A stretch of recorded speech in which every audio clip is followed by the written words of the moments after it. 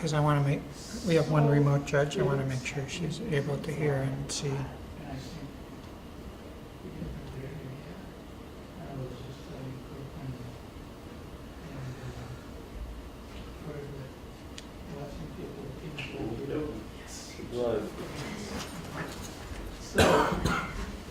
Yeah, no, I mean, our project I'm doing, it kind of got absorbed into EO. So, yeah. Oh, yeah, no, I have a business idea, actually, I'm interested to like say. So you'll be judging this from two sides. I know. You know all the reasons. We're reading through all these plans, it really makes you realize that like you have to read your plan from the perspective of somebody who knows nothing. Because there were some plans where I was like, wait, how did we get from here to here? And then I kind of had to reread it. Yeah. It's fun though. Yeah, oh yeah.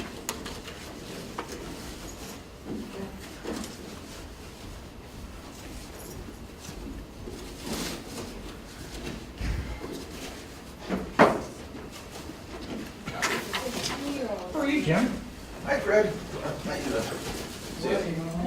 I love reading these. No, I have They're just so all over the map. And Yeah, clearly. Variety of the spice of life, you got it, but that's good. I like this.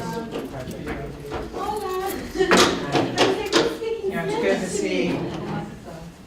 Yeah. Sometimes, I enjoy talking to these guys when they're done. It's good to talk about real engineering. right, exactly. Really read like It's one, like too. and that, but I also really enjoy talking about ones that have nothing. Okay. Hey, Rona. Can you see me?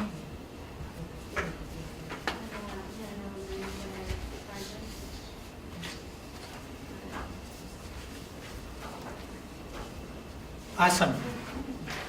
So we're multitasking here on two different communication devices. So Runa is in Bangalore, and we're YouTube streaming this, but there's really no good chat function. So she'll be chatting to me on WhatsApp questions. It also means then that we'll mic people so she can hear. Fred, Cool. I did add an additional mic onto this thing. That the idea is to capture the room a little bit better without having the lavalier. Can you hear it from like over here? If you speak loud enough, they should be able to hear you, but it's not super sensitive. It's more of just like in case someone's not on the lavalier. Okay, awesome. It is more ideal to still be talking into one of them, but at least you understand the silence. Okay. I'm actually going to call her now.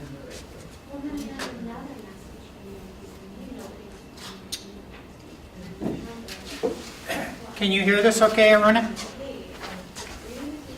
I'm not mic'd, so I'm using a room mic. Okay, I'll do it. You know Sundance Foundation? No, I don't. You should put it down when you talk about connecting with experts.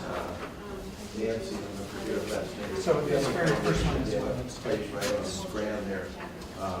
So they do a There's tremendous PDF, amount so of you work just go to with view development. full screen. And in fact, it would have been good for you to know, probably about 3 weeks ago, they do the Wonder Time, it's a German term, bringing together manufacturers and then kids can go around and see what options exist in that. Yeah, it should be a, Cool. just send I'll be right back. Yep, thanks. Okay.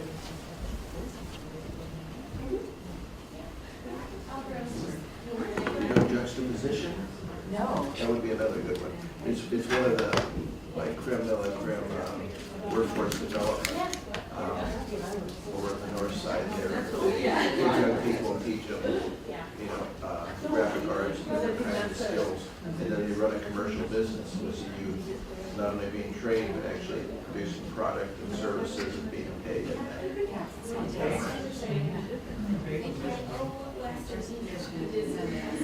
He's in Nicaragua right now, he gets back Monday. Okay. Maybe I'll send a message. Kenton, you're back. Where are you, man? Yeah, I had to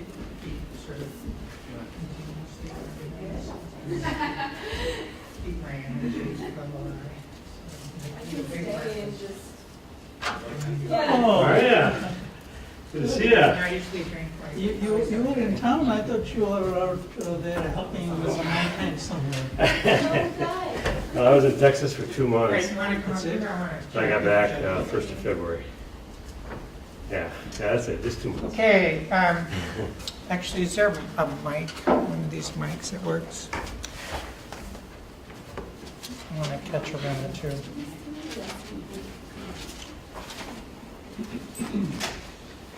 How do these mics work? It's just this right here. Turn it on and then click on. Click off and then click on. All right. All right, so I'm also talking to Runa, who is watching this. She's in Bangalore. So she can watch, and then she's going to text questions in to me via WhatsApp. This is fine. We've done this a bazillion times. So all of you have, no, not all of you have judged before, but you've all judged. I noticed one of them yesterday. So, was they shouldn't be. I replaced all of them over this. What I need from you at the end of the presentations, we'll meet next door, we'll have lunch and talk, is our ranking of teams 1 through 6, you know, based on the criteria that I sent you out and so on. And Shouldn't be. the team, so we have about 30 minutes per team, which is plenty of time. They look good. If one does die, 10-minute they're still there. presentation and 15 to 20 minutes for Q&A. So we'll make sure we have plenty of time for you to get your questions in.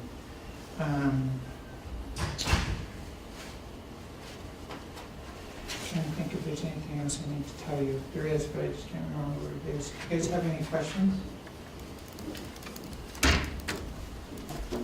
No. So yeah, so they have 10 minutes, like I said, of pitch with no questions. And then- There's a break. Yeah, we'll take a break somewhere in the middle, but I'm really not, this is a very relaxed process, right? I mean, the time, we're not pushing people hard on time. I want to make sure you get your questions in. You know, this isn't Shark Tank, right? This is just, I was at Shark Tank here, not Shark Tank. this is more like We're clownfish going a tank or little something. Right? I mean, you know, the intent is for you to really dig in, you know, and to understand what's out there.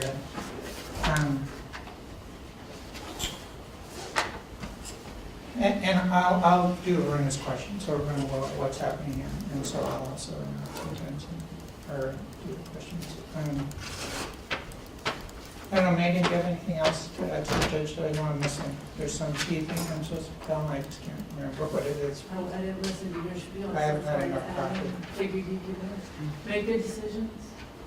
Yeah, don't screw it up. And you all, everyone met each other? Can you get Molly on Have the you all mic? introduced yourselves to Mara and each other? Mara's one of your judges. I know you, oh yeah, you were one of the Acara students. Yes, I was. Hi, nice to meet you. So Mara graduated from Carlson last year and started the Luminaria project, which originally was a community solar panel project in Nicaragua, and now is a battery leasing program. Yes. And And going now well. it's basically just part of EOS. Yeah. It's absorbed in. And this is Durga family, you've met before, and Jim's home. Hi, nice to meet you. I met you once before somewhere, yeah. I think I met you, I'm not sure what name. Kenton. Yeah, well, we're getting Molly set up. Yeah. I'll let you guys. Possibly passed in the same order Minnesota multiple times. Right, but- Introductions, so that's like, horseman. That was what I was missing. See, I knew I forgot something. That was it. You guys know each other. It's my role. That's right. Did you Sometime evolve back to the spectrum. completely side Yeah. note, you saw that we got. Tough job on the backside, Yeah. I can glance over there and try to remember your name. I'll get you to 12 by Monday. All right. Whenever you're ready. Yeah. So I have a timer here. So it's easy to watch. Oh, you remember who I am? 10 minutes. long, that You is. should start to wrap up. I'm not gonna, need to start. It's facing that way. That's great. Yeah. Yep. Yep. I'm down. Well, Toast. yeah.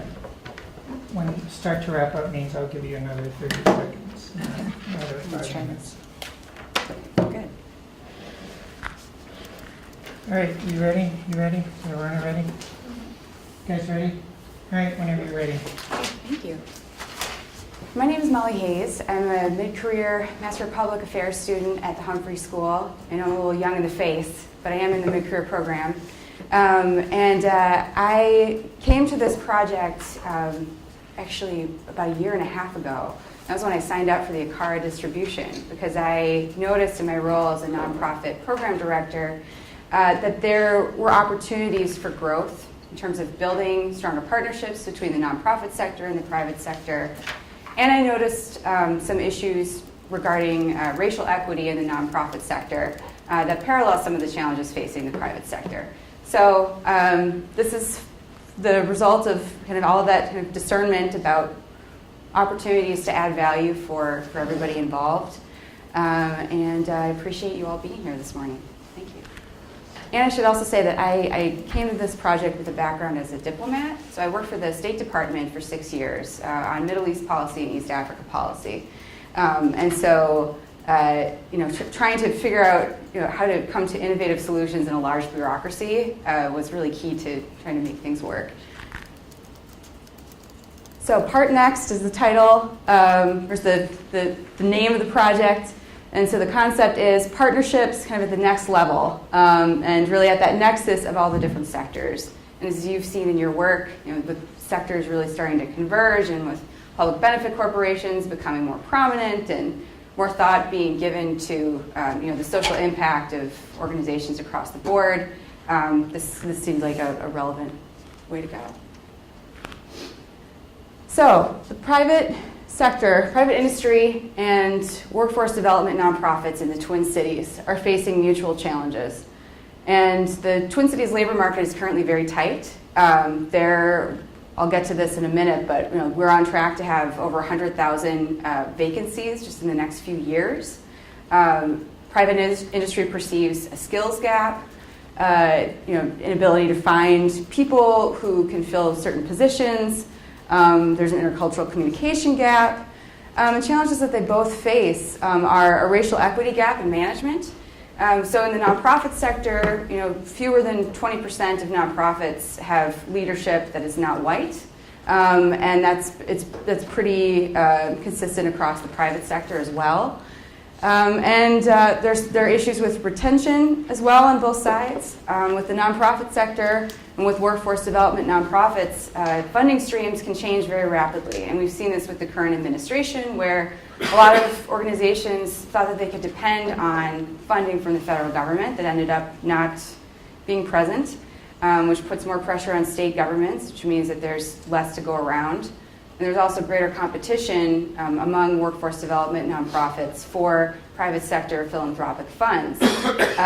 So at the same time, my argument is that the nonprofit sector has an unprecedented opportunity to really leverage all the expertise it has amassed, all of its industry expertise, intercultural expertise, and to really start asking of employers to really step up to the plate. Because until now, this nonprofit expertise in workforce development has been largely uncompensated. And I'll give you an example. So I was the program director overseeing a hospitality workforce development training program, education department, and a financial coaching program. And in the hospitality program, we had 60 employer partners. I'd say about 20 of those were really close employer partners.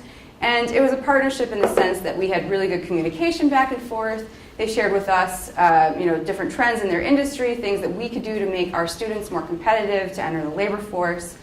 So we relied on them to help hone our curriculum, be up to date on different things. And then we provided extensive vetting, training, wraparound case management, and ongoing support for years. And that seemed to me to be a little bit, that there was an opportunity there for the private sector to be doing a bit more, and that it would have been really pushing on an open door if I had had the authorization to say, hey, would you like to enter into a recruiting arrangement with us formally and then compensate us more appropriately for the expertise that we are giving? So part of this challenge as well is the culture around nonprofits, where the culture is such that there's a perceived power imbalance between the nonprofit sector and private industry, such that nonprofit staff and managers don't want to ask.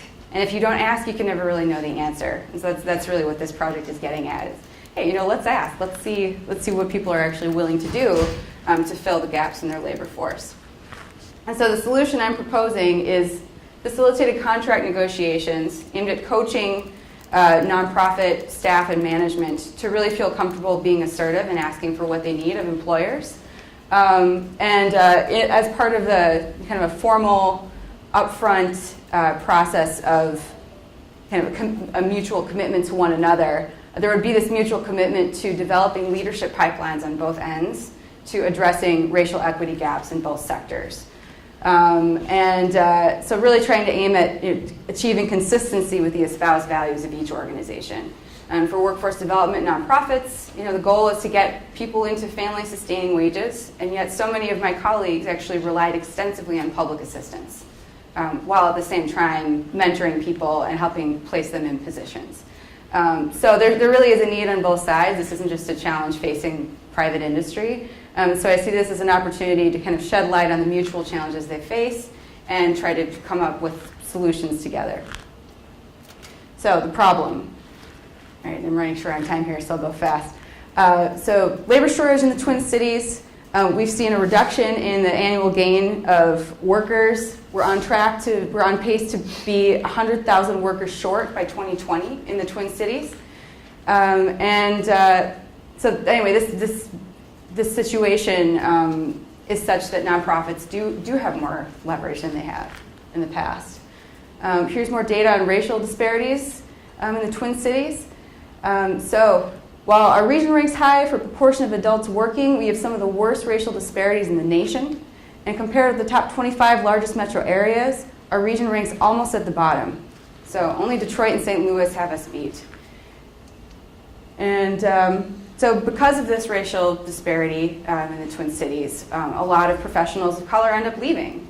They'll arrive in the Twin Cities, or they'll rise to a management position, and then they will choose to leave. And so there really is a talent, really is a brain drain that's occurring.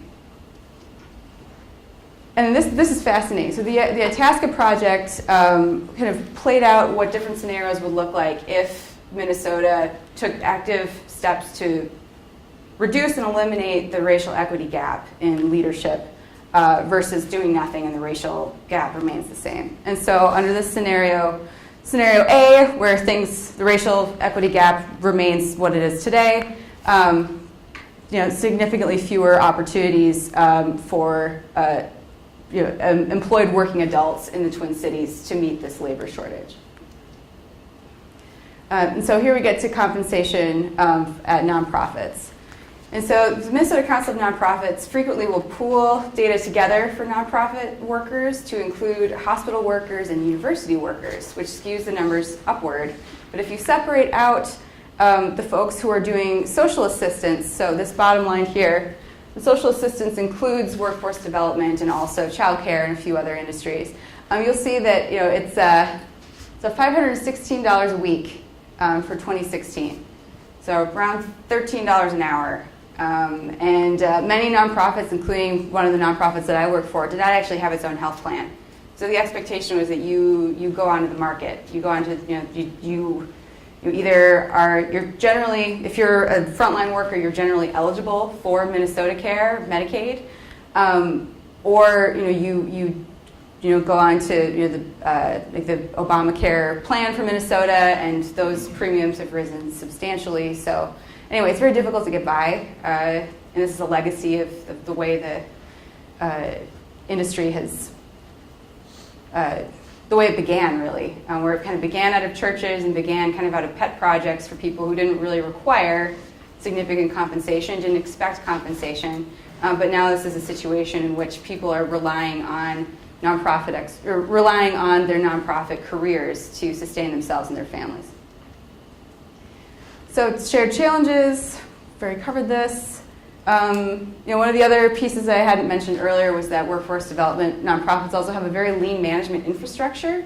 And part of that is because of the grants that they pursue, and it's more compelling to funders if you can say that everything is going to particular things, and you don't want to see funding go to management. And so this is an area in which I could see more steady funding streams for nonprofits coming from these private sector partnerships, really making an impact in allowing nonprofits to stabilize their labor force, and then the ripple effect would be better services for clients. Workforce development nonprofits place literally thousands of low-income clients in private industry positions annually across high-need industries like medical manufacturing. I'm at the end of my time here, so I'll wrap this up. Their knowledge is extensive, their knowledge is deep. The program manager for the hospitality program that I oversaw, once she revamped the entire training curriculum for a hotel. This is one of our partners, completely for free. She spent probably 40 hours on it, and to make it more accessible to English language learners. And that actually helped that hotel up its retention rates significantly. This is totally uncompensated. So here's a bit of the social impact theory of change. I can get into this more with the Q&A piece. I can keep this slide up as well if it's useful to people. In terms of funding, I would use funding to actually compensate frontline staff workers who had an interview. So really trying to practice what I preach. And so for every frontline workforce development staff worker I spoke with, then I would compensate them at a rate of $50 an hour to again get at changing that culture of recognizing people's own value and worth. And then other expenses would include incorporating this entity as a public benefit corporation, and then do some kind of deeper dives into entrepreneurship because it's pretty new to me. Pilot phase would be conducting these qualitative interviews, deepening my connections with private industry, and strengthening some of the relationships I've been building over the past few years, especially in hospitality and medical manufacturing. And then to develop a curriculum to actually present a suite of services, including seminars. Yep. Okay. It means now. Yep. All right, Okay. thanks. All right. We're done. Great, thanks.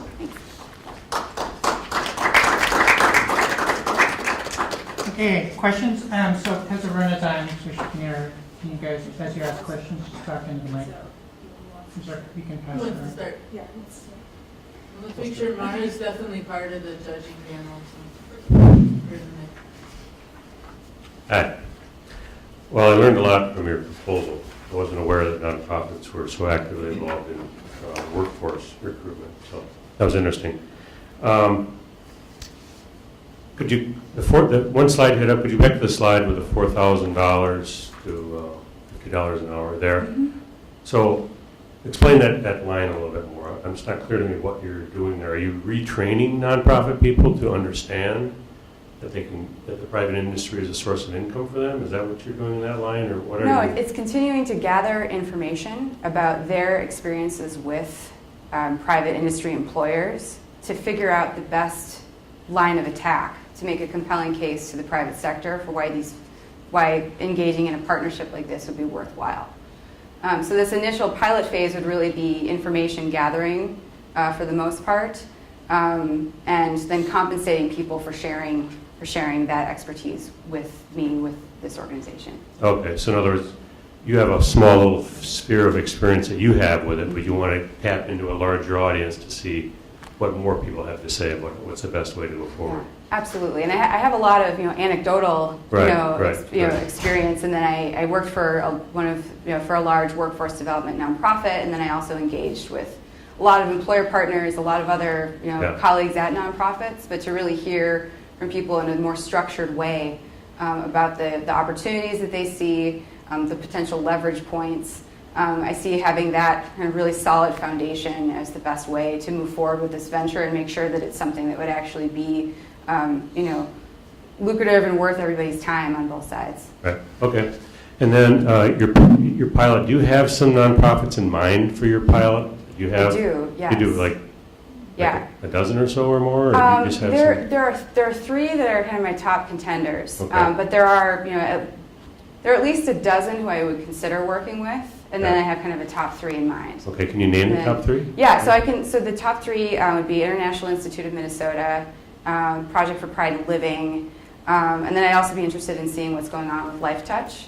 So those would be my top three. And then in terms of private industry, I'm very interested in working with Radisson, Marriott, Hyatt, and seeing the potential in those areas because those were all really strong partners in my previous position.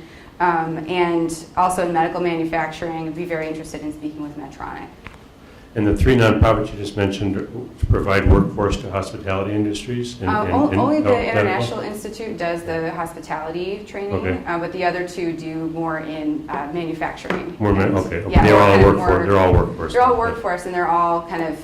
So the International Institute has a specialized hospitality training. They also have a broader pool, kind of across, really all of the high need industries. Yeah. And so Project for Pride in Living has some specialized programs, but then they also, kind of across manufacturing. Okay. All right. Yes, I'm curious, because I work in the sector a lot, and just a sideline for you to know is the Downtown Council, not surprisingly, this is a huge thing for them working on right now, Mhm. kind of reflecting more of their community and that, but I'm wondering, there are two types of nonprofit work. One is something that be pretty much specifically targeted towards certain kinds of industries and certain kind of skills. And then there are ones like Wilder Youth Leadership Institute, which is just an off-the-scale, great leadership development of young people, developing all kinds of intercultural leadership skills. And I wonder what your view is on the industry's interest in the more generalized programs for employability versus things that are specific to their particular work. Mm-hmm.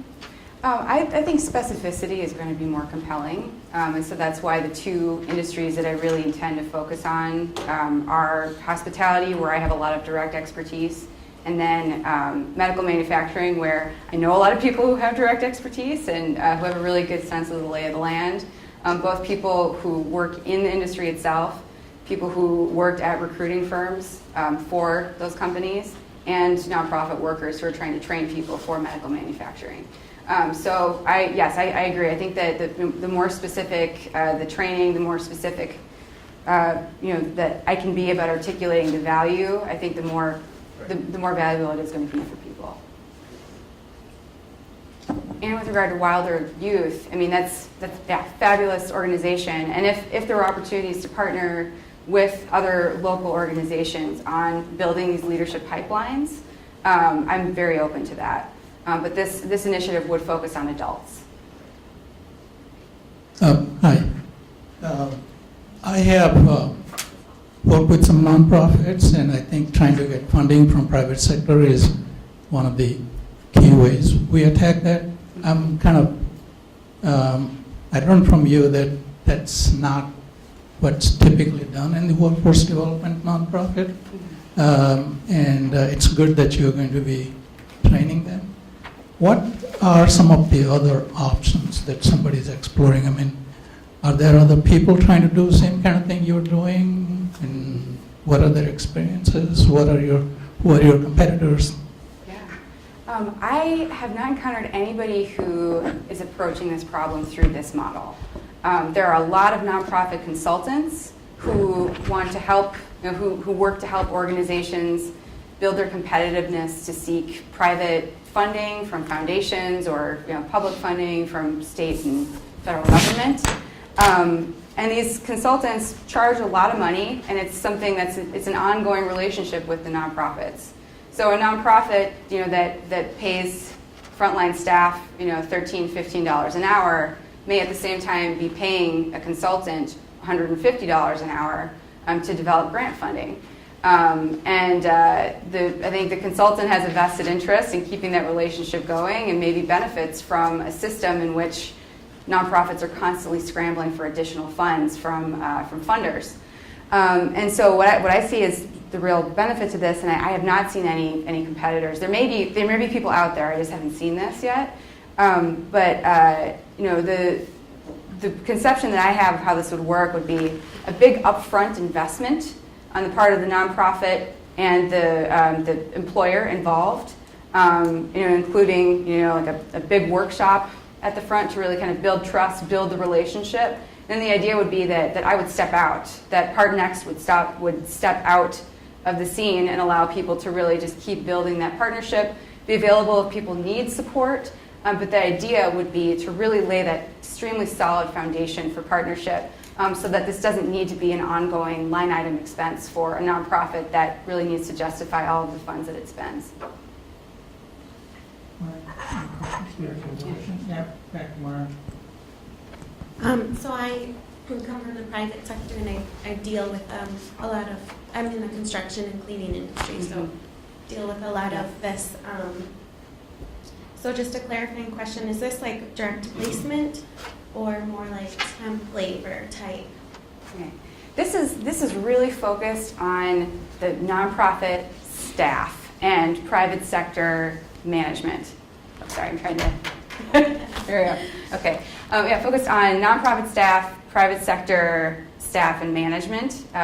Especially in management positions, rather than actually directly training any workers to join an industry. So it's kind of a train the trainer model. So working with the nonprofit workers and management to kind of change the culture so that people feel more comfortable asking for what they need or really drawing a line in the sand, if that may be the case. The idea is that would then have a positive ramifications for the clients who they're trying to place in positions. So like what is the private employer getting out of it? Like they're benefiting from these trained employees, which comes through from the trained managers? Yeah, they're benefiting from the clients for the nonprofit who are getting trained. They're benefiting from developing, like for example, I think the situation would be different for every partnership, but let's say that they made a mutual commitment that the nonprofit was going to send them guaranteed 20 people a year to fill this specific position.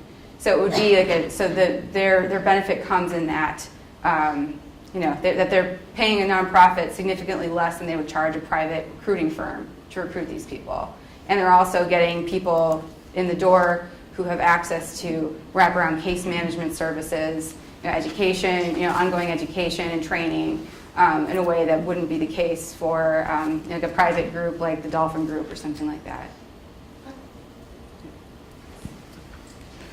So another more specific question. So I think you've done a nice job setting the context and kind of making the moral case. Mm-hmm. Understanding the business case here from the demand side, it feels like you're wanting to promote the supply side, but not really understanding yet what the demand side is. Are there examples that are already really working well that inform a little bit more about what the demand side would need to look like? So I have an example, and I'm not going to use the company names or the nonprofit names, but this is one of the things that served as the impetus for thinking about doing this. So there's a large manufacturing company in the Twin Cities that hires and expends a great deal of money each year to hire a private recruiting firm to do. They outsource the recruiting to this recruitment firm, and the recruitment firm, their emphasis is getting people in the door. They're not concerned with retention. They may get some sort of bonus if they're able to get people in the door who will be retained. But at the end of the day, what they really care about is getting people in the door. There isn't a concern about, okay, how can I work with this person to make sure that their life is arranged in such a way that they can be successful at work? There's no investment in the actual workers themselves. And so it's a situation where recruitment firms are being very highly compensated for work that isn't necessarily seeing long-term results for the private company involved. And at the same time, this recruiting firm is relying on nonprofits to actually send people their way to then go to the organization. I could draw this out too. Do you, if you're not following? We have 1 minute left, so draw quickly. Okay. All right. So you have the recruitment firm.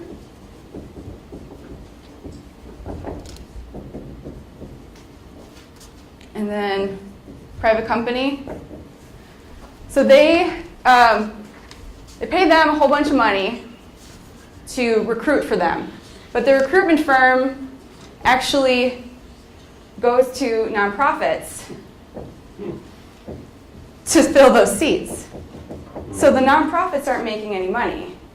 The recruitment firm is making a ton of money, and they're benefiting from this nonprofit expertise and training and vetting. So the nonprofits are totally cut out of this arrangement. And so what my proposal would do is cut out the middleman and facilitate a direct partnership between these two. Okay, question before we wrap up. Yeah. Oh, sorry. I actually have a question for I'm sorry. Go ahead. Actually, we are out of time, but one of the comments was, I'll send you some of our comments actually, Thank but you talk about nonprofits including social entrepreneurship initiatives in programming. Can you briefly clarify what you mean by that? Yeah, that was something that I was interested in doing, but wasn't quite able to get off the ground because of the cultural barriers. But I have a good example. If you know Green Card Voices, which is a local nonprofit, they interview refugees and immigrants and then post those videos online and use it as an education tool. And so they incorporate a social entrepreneurship model into the organization by condensing those videos into a collection of essays, and then they sell that book to school districts. And so all of the profit that they make from the sales of those books goes directly back into the nonprofit to sustain it, so that they don't have to rely as heavily on grants from private foundations and from government. Okay, great. Thanks, Molly. Thank you.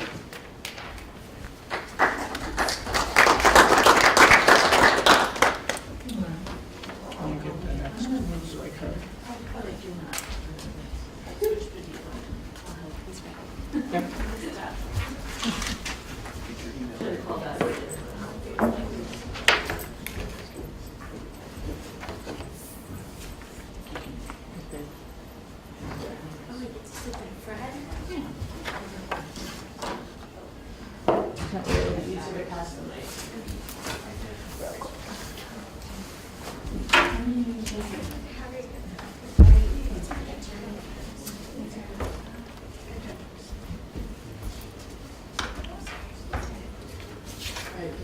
Can you get our mic up, please?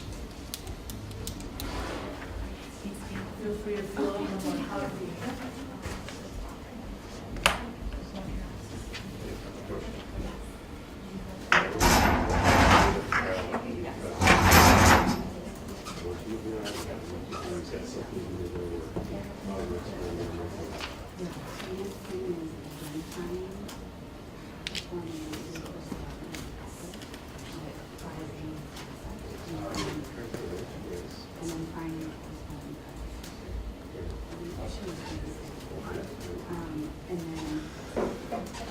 Isn't there a part in here somewhere about required talking to us before you give a pitch?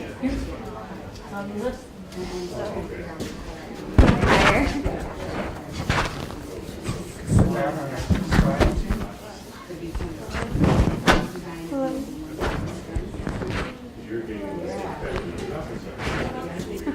Okay, guys, we need to get wrapped up, get your coffee, and get back. You ready? Yeah. Come on. So there's clicker here, you can use those to advance, or you can use the computer to advance, if you want. Doesn't matter.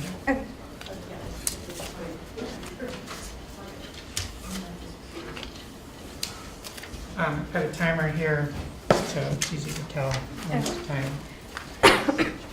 Once it gets to 10, I'll ask you to wrap up and get a little bit extra time to finish. Can everyone hear me okay? Yeah, you good? We're all good whenever you're ready. Am I- Yeah, whenever you're ready. Good morning, everyone. My name is Meghana. So today I'm going to be speaking about my project, MediGPS. So I'd like to kind of start off with my experience in India this summer. I was working there for Teach for India, and one of my hostel mates, who was also from the US, was scratched by a cat. We were in Bombay, or also known as Mumbai, which is one of India's most cosmopolitan and populous cities. And so she went to Bombay Hospital, which is the city's oldest and largest hospital, and they didn't have a rabies vaccine for her. She asked the doctor, who didn't know where to find a rabies vaccine in the city. She asked the pharmacist at the hospital, and they didn't know where to find a vaccine. She got a tip from a nurse who said, you could probably travel to this one store 2 hours away, and they would probably, you can try, they might have the vaccine. And so she did. She traveled 2 hours, and it was a very stressful situation. Luckily, she got the vaccine, but it got me thinking about the thousands of other patients who are in similar situations where they've got the diagnosis, they've got the prescription in hand, but they have no idea where to get the medication, and oftentimes it is a life and death situation, such as the rabies vaccine, which is time sensitive, 24 hours to administer. And so that's where, I guess, the genesis of my project. And that brings us to a very important crisis that's happening in India currently, which is the access to essential medications. So there's a huge gap between what's being manufactured. India is one of the largest drug manufacturers. They even export to the US. But there's an enormous gap between what is being manufactured and what is available to patients at the retail end. So I'd like to give a quick overview of what the distribution system looks like today in India. It's similar to the US with slight variations. So we start off with the manufacturer. The medications are usually stored in central warehouses. It then moves into primary wholesale. Equivalent of primary wholesale in the US is something like Amerigen. And then it moves into secondary wholesale. Secondary wholesalers are something like in the US, Target, CVS, Walgreens, which then send it to their retailers, so the retail stores like CVS Retail. So in India, the system is pretty much very similar to that. So within this system, we see three main challenges. It's cut off at the top, but the first one is no tracking. So once the medications leave the manufacturer warehouse, there's no tracking of where it's being distributed, which is a major problem, especially in India, because rather than a few major corporations who deal with the majority of distribution, there's many players of small retailers and secondary wholesalers, which creates a system that's difficult to track, and also because it's passing through so many hands, there's potential for a lot of counterfeit drugs to enter the system. And that brings me to the second point, which is counterfeit or illegitimate medications. So 5% of the fake drugs sold all over the world come from India, and within India itself, 20% of the drugs sold are fake. And the last one, which in my opinion is the most compelling and imminent one, is that patients have difficulty with medication acquisition. Patients are being treated with not only illegitimate medications, but also there's an enormous lack of trust with the healthcare system in general, and patients take it upon themselves to procure their own medication. They can't rely on the system, they can't rely on their doctors, they can't rely on the pharmacies. So in a system like this, it's really important to build not only trust, but also kind of give patients the power to dictate their own healthcare and their own wellness. So my solution is called MediGPS. It's an open blockchain distributed ledger. It's designed to track medication transactions among pharmaceutical wholesalers and retailers in India. Simultaneously, it'll act as a platform where the patients can access the very valuable information that the platform is storing about where they can access the medication, the location, and even the price. And the eventual goal is to break down all the barriers that they have to medication acquisition. So I mentioned blockchain. People have varying knowledge about what blockchain is, so I'd like to take a moment to describe. So blockchain is first and foremost a database. The reason that it is very popular in both academic and media circles right now is because it is an immutable track record of transactions. The reason that it's called a blockchain is because the transactions that are being recorded, the database reconciles in intervals, so blocks. So within each block, there's a certain amount of transactions that occur. And so, for example, we have 10-minute intervals. Every 10 minutes, there's a new block of transactions that will be recorded in the database, and that's where it gets its name. So the three main benefits of blockchain are, first, accountability, as I mentioned before, immutable. So you can't go back and edit the records that have been made. So that means no falsification, no human error. The second is validity, so you can go back and validate transactions, which also is one of the reasons why immutability is so important. And the last is transparency.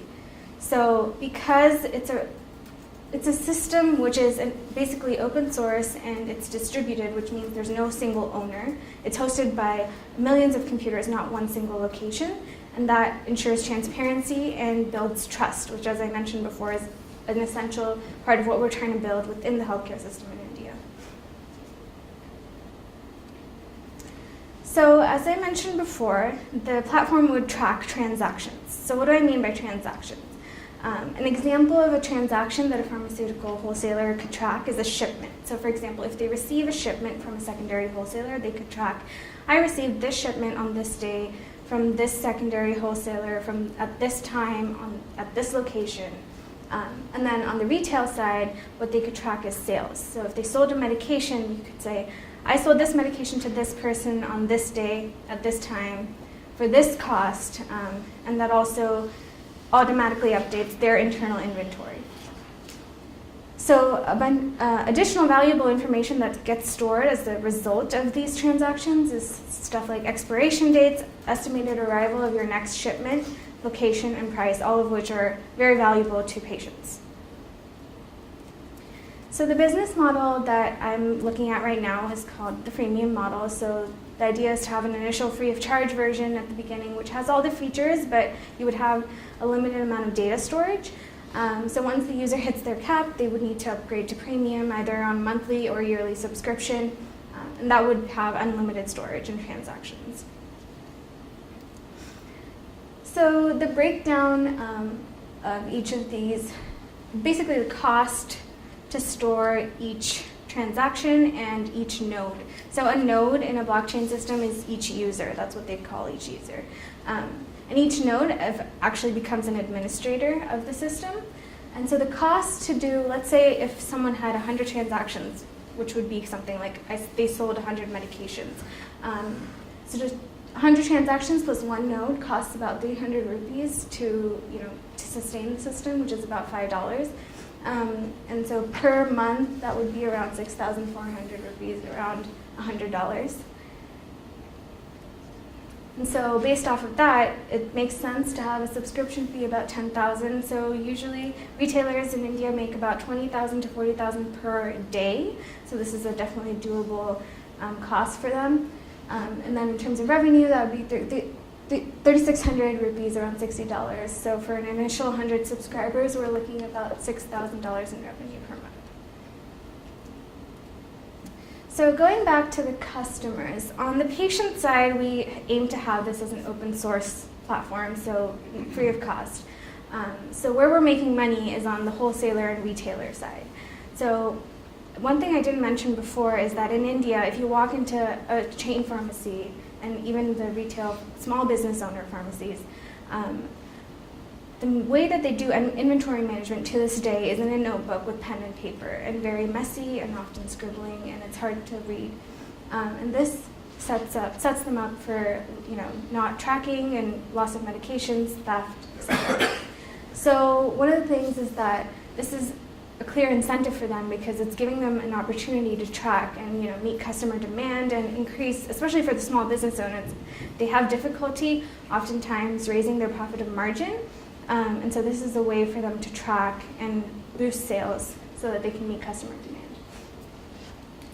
So for our pilot, we're first thinking about hiring blockchain developers, so around 2 to 3K of the award will go towards that. And the rest will go towards field research to fine-tune not only our business model, but to make sure that users' needs are being met. The platform isn't solely for the retailers and wholesalers primarily, so we need to make sure that their user needs are met. And in our pilot, we hope to enroll 100 subscribers, either in Bangalore, India, or Mumbai, India. So in terms of the future of blockchain, there is an incredible amount of investment and interest that goes in, that's being generated on this topic. So other funding is very much viable. Both in India, one of the founders of Ethereum, which is one of the most popular blockchain systems out there today, made a statement that countries like India, Russia, and China, which have very little trust in large corporations, can make the most out of blockchain technology because it is a system that it is based on the idea of transparency. So if this pilot is successful, we hope to reinvest and get to about a projected 10,000 customers in the first 5 years. And there's a total of 800,000 retailers and wholesalers in India today, which is an incredible customer base. And we hope to one day reach all of these. Oops, sorry.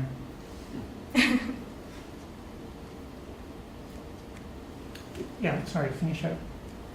I'm done. Okay, great, thanks. Thank you.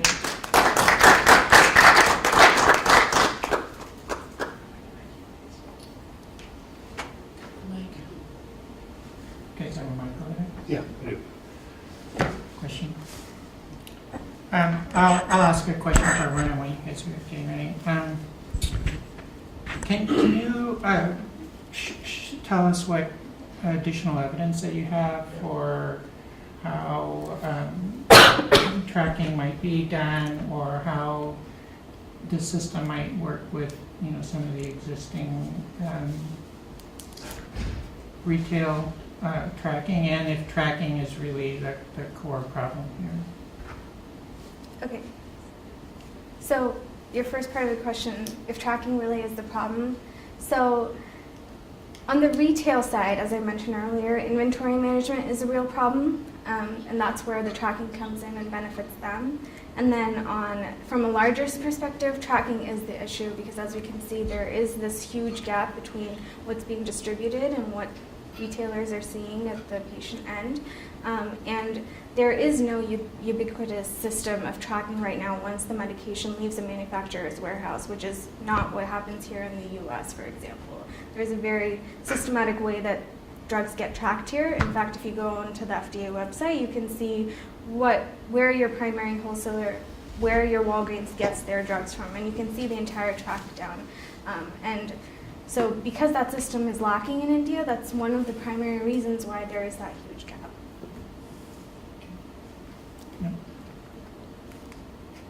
So it seems like maybe their current tracking systems are kind of costing them a lot of money indirectly. So how are you going to sell to them? This is obviously going to be a very direct cost that they're going to see up front. Right. How are you going to sell this to them? So I think one of the things that we aim to do during our field research period is also to help people understand that an investment in subscribing to our plan will result in eventual profit for them. So that is something that is, I agree, is something that to have upfront costs like that is something that you need to explain, especially to small business owners. But as I mentioned before, they have a lot of difficulty increasing their profit of margin. It's consistently between 20,000 to 40,000 rupees per day. And because there are so many and there's incredible competition, they're unable to compete in a way that they can increase profit. And so this would be one way for them to actually do that. And I think that's incredible. So blockchain, that's a good solution that you are taking up on, because a lot of other areas are also using it. Do you have a blockchain expertise as a partner, or are you just going to? No, so I'm actually looking for a partner with blockchain expertise. So my expertise, I'm a biostatistics master's student, and my expertise is in public health primarily. And so one of the things that I've realized actually is a lot of solutions that exist in India for this purpose, like say inventory management and software for healthcare, a lot of them are founded by tech founders with little understanding of the true health issue that lies at the root. And so that's why I wanted to kind of come into this field with my expertise, but also I'd like to bring on someone with the tech expertise because I can't do it on my own. Yeah, so to be honest, I don't have a good feeling that what's involved in doing that blockchain technology development actually is, the funding is sufficient for that. Okay. My second question is something related to you already heard. There is a technical solution. There is also a cultural, institutional barrier to these changes. Mm-hmm. There have been videotape NPR programs where they actually interviewed people who are manufacturing and selling these bad drugs. Right. And one of them says, you know what the health minister drives? He drives a Bentley. Where do you think he got it from? So go ahead, do what you want. How do you persuade these people to embrace something that will curtail their income? Okay. I want to quickly answer another point you made, and then I'll come back and answer this. But in terms of, you said that this funding isn't enough to develop a blockchain. So what I was thinking actually is, there are a lot of you got Ethereum and Hyperledger, which you can build on top of right now. And one of the things that a lot of people are doing in a lot of other sectors is taking the existing apps and technologies, because the underlying system is the same in some way, and building on top of them to suit their own sector's needs. So that is one way of reducing costs, so that you're not building entirely from scratch. And then to answer your question about cultural change, I agree. So that is the problem that we're trying to tackle, is corruption at the very bottom of it. We're not trying to enable social change instantaneously, and you can't expect that of any movement at the very beginning, but starting from one place, and I think the small business owners, which are actually really affected by this, is one place to start. And eventually, I think another way is to partner with some of the existing pharmacy chains, which is, they're starting to gain a stronghold on the market, but they're still very new. But I think that's one way we could affect change in the future. Good question. Greg, please. Oh, I'm sorry. You have a question? I think you just. Some projects might be local and be successful. I'm wondering to what degree your success is going to be dependent on rapid scaling. It Right. just seems the kind of thing that if you've got one manufacturer, one distributor, you're not going to be that helpful. And so what are your thoughts about how do you get scale Right. that it really becomes useful for people in an area? Right. So there's two things. One, as I mentioned earlier, is to partner and make collaborations with the existing pharmaceutical chains. I think that's one way to get large-scale usage quickly, is to have that kind of partnership. And secondly, the thing about India is that a lot of things happen by word of mouth. And so the way that you would scale within a local region, for example, we're not trying to do that many at the very beginning at the pilot stage. We're doing 100 subscribers, ideally 50 wholesalers, 50 retailers. And that's not, I don't think it's too difficult if you can establish that first trust with them, and also show them that it is beneficial in terms of increasing their internal profit. And I think if you are able to do that with a group of 5 or 10 people, then the word spreads very quickly from there. And I think as we scale start from region to region, and also, as I mentioned earlier, the chains. Could you go back to your pilot page for just a second? So the thing that strikes me here is that this feels a little bit like if we build it, they will come. You've made some assumptions about what patients, wholesalers, and retailers will want, but I would think you would want to really validate it. So do you have any evidence? Have you actually talked to any of those folks? Have you actually understood what both their current pains and interests are, but also what the obstacles, barriers will be to adoption before you start building? Have you done any of that? Do you have any plans to do any of that? So you're asking on both the patient and the retailer side? All of your stakeholders. If you're expecting someone to adopt, Yeah. what do you know they care about today that will cause you to believe it's worth building? Right. So on the patient side, from a lot of personal experience, I do know that this is a need. I have family members who are also doctors, and I've also experienced this personally many times with relatives and friends who have trouble getting medication. So on the patient side, I know this is a need. On the wholesaler and retailer side, I do agree with you that I have made some broad scale assumptions, and I need to fine tune their needs, which is why I've mentioned the field research. So one thing is perhaps to switch the order around and do field research first, and then do your prototyping. I'm going to run a little scenario by you. Okay. Okay, I'm a pharmacy owner in India, and you walk into my store today, and you say, can I speak to the owner? And I walk up, and you say, I'd like to talk to you about how I can increase your profitability. Right. And I say, well, I don't have time to meet with you today, but I do tomorrow. Right. In 30 seconds, tell me why I should meet with you tomorrow. Right. Go. I'll go back to the point I made about, they're consistently making the same amount of money, and competition, if you I can go to your store, but if you don't have it or you're selling it for a higher price so that you're trying to increase your profit, then I can just go to the store next door, like a block down. So there's no real way for them to differentiate, for small business owners to differentiate their store compared to others. And this is one way that they can do it, by really tracking down and making their internal inventory accurate so that they're meeting their customers' needs, and by default they're making more money and saving time and cost in terms of excess inventory. So just to expand on that, so in my head I'm envisioning that they'll be able to go into this database, there'll be some kind of a GUI user interface, I imagine, right? Yeah. And he'll be able to say, I want to know all my drugs are going to expire next month. Boom, he's got a report. He doesn't have to go to a paper ledger and try to, is that the kind of thing they can do? Yeah. Now I know everything's expiring, so I know I need to get those moved to the front of the shelf, or maybe I see I got a whole bunch of stuff that I didn't sell for 3 months and I lost all that. Maybe I don't order that anymore. Yeah. It's that kind of thing? Inventory control and tracking for him. Yeah. So and the reason he's benefited is he says, I don't want to go to that paper record anymore. This is quicker, faster. And also, not just the paper record, but the fact that you can't falsify information.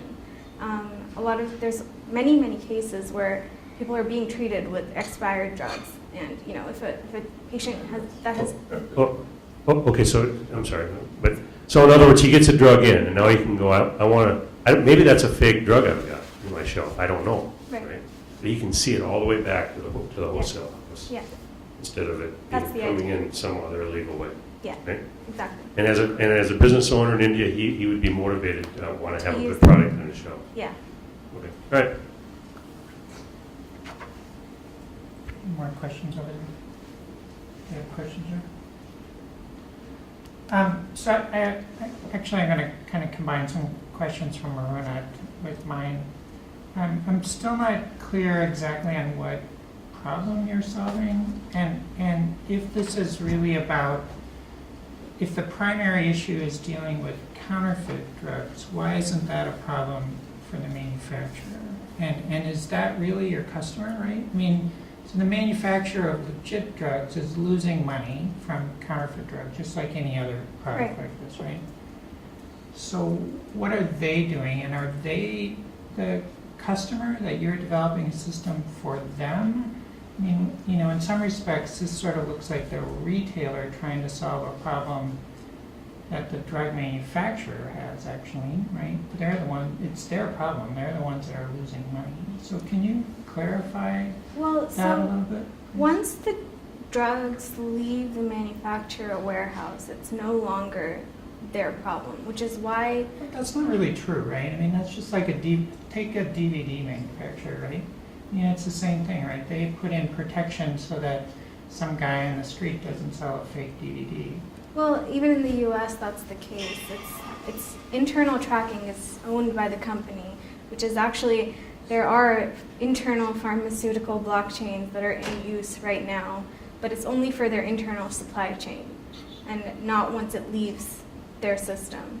And that's where and that's where the counterfeit enters, that's where the problem starts, is because that tracking stops after it leaves the manufacturer warehouse. I think you had So another. who's your customer here? So, as I mentioned earlier, we want to keep it open source on the patient side because the primary benefit is for them to have open access. On the other side, we're making money from the retailers and wholesalers who are subscribing to use our system. On their side, it's an inventory management, but on our side, it's a database that the patients can use. Okay. Okay, we're gonna have to, any other questions? Yeah. Short. Okay, Sure. yeah, just real short. So Fred just made a good point about who your customer is, and I think I'm getting it now. It's the manufacturer is really, I think, your starting point, is they're the ones losing money through the counterfeit drugs. Right. So you get them to adopt it, and then they have to require all their secondary suppliers, all the way down to the pharmacy store level, Right. to keep log it in all the way. If you're not willing to do that, then maybe we're not going to sell to you or something. So I need to research on healthcare and pharmaceutical systems in India is limited. But I need to do more research on whether that is something that the manufacturer controls, or if it's up to, because for example, from the manufacturer warehouse to the primary wholesaler, they go through something called a clearing and forwarding agent, which is a private business. And once you're giving your inventory to a third party, how much of that can you control? And so I need to do more research on who really has control of the system, which is why I thought of the idea in the first place, is that once it leaves the manufacturer, they have no control over their own products. Okay, great, thanks. Thank you.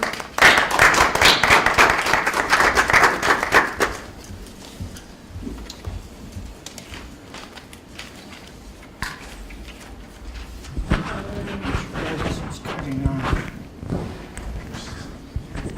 Who's next? Tyler. Can you have Pity mic you up? What was that? Pity will mic you up. Okay.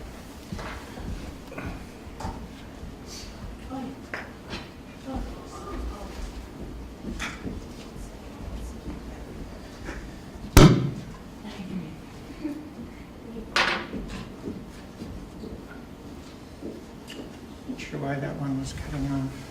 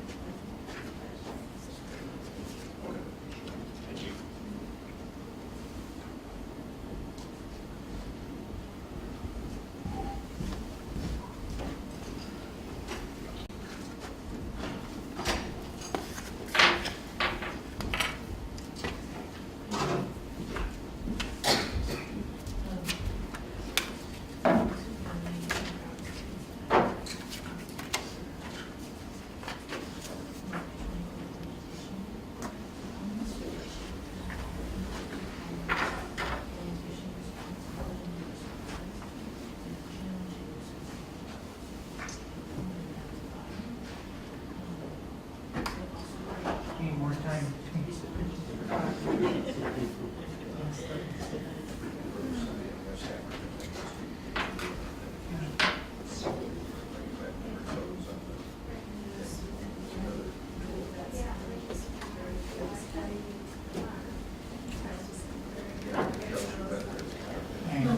So I have a timer here. When it comes to 10 minutes, we'll ask you to wrap up. Will it be turned so I can see it? Yeah. Okay, well, No, I'll just. It's hidden. Well, it's hidden. No, I didn't. Gotta come over here. I'll just ditch my phone and then I'll leave that for the timer then. No, better.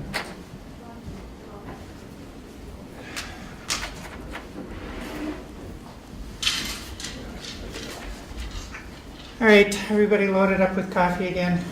I want to wait till lines. Caffeine is an important criteria for good judging. I had a 2-year-old sick all night, so coffee's good today. Well-caffeinated judges are happy, good judges. Well, what time is it? It's 8:30 at night for Ryan. That's not so bad.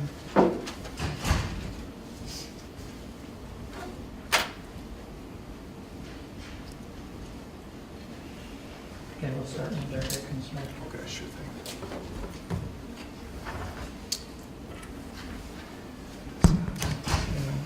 Broadcast my mutterings.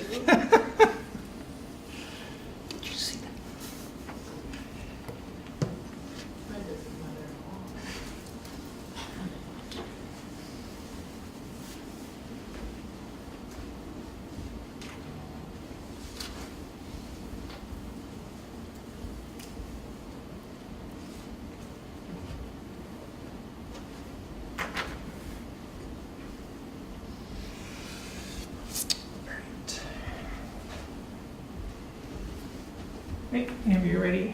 All right. Well, everyone, my name is Tyler Vogel, and I'm going to be presenting on Wings of the Night, Sustainable Action for Mosquito-Borne Disease Prevention.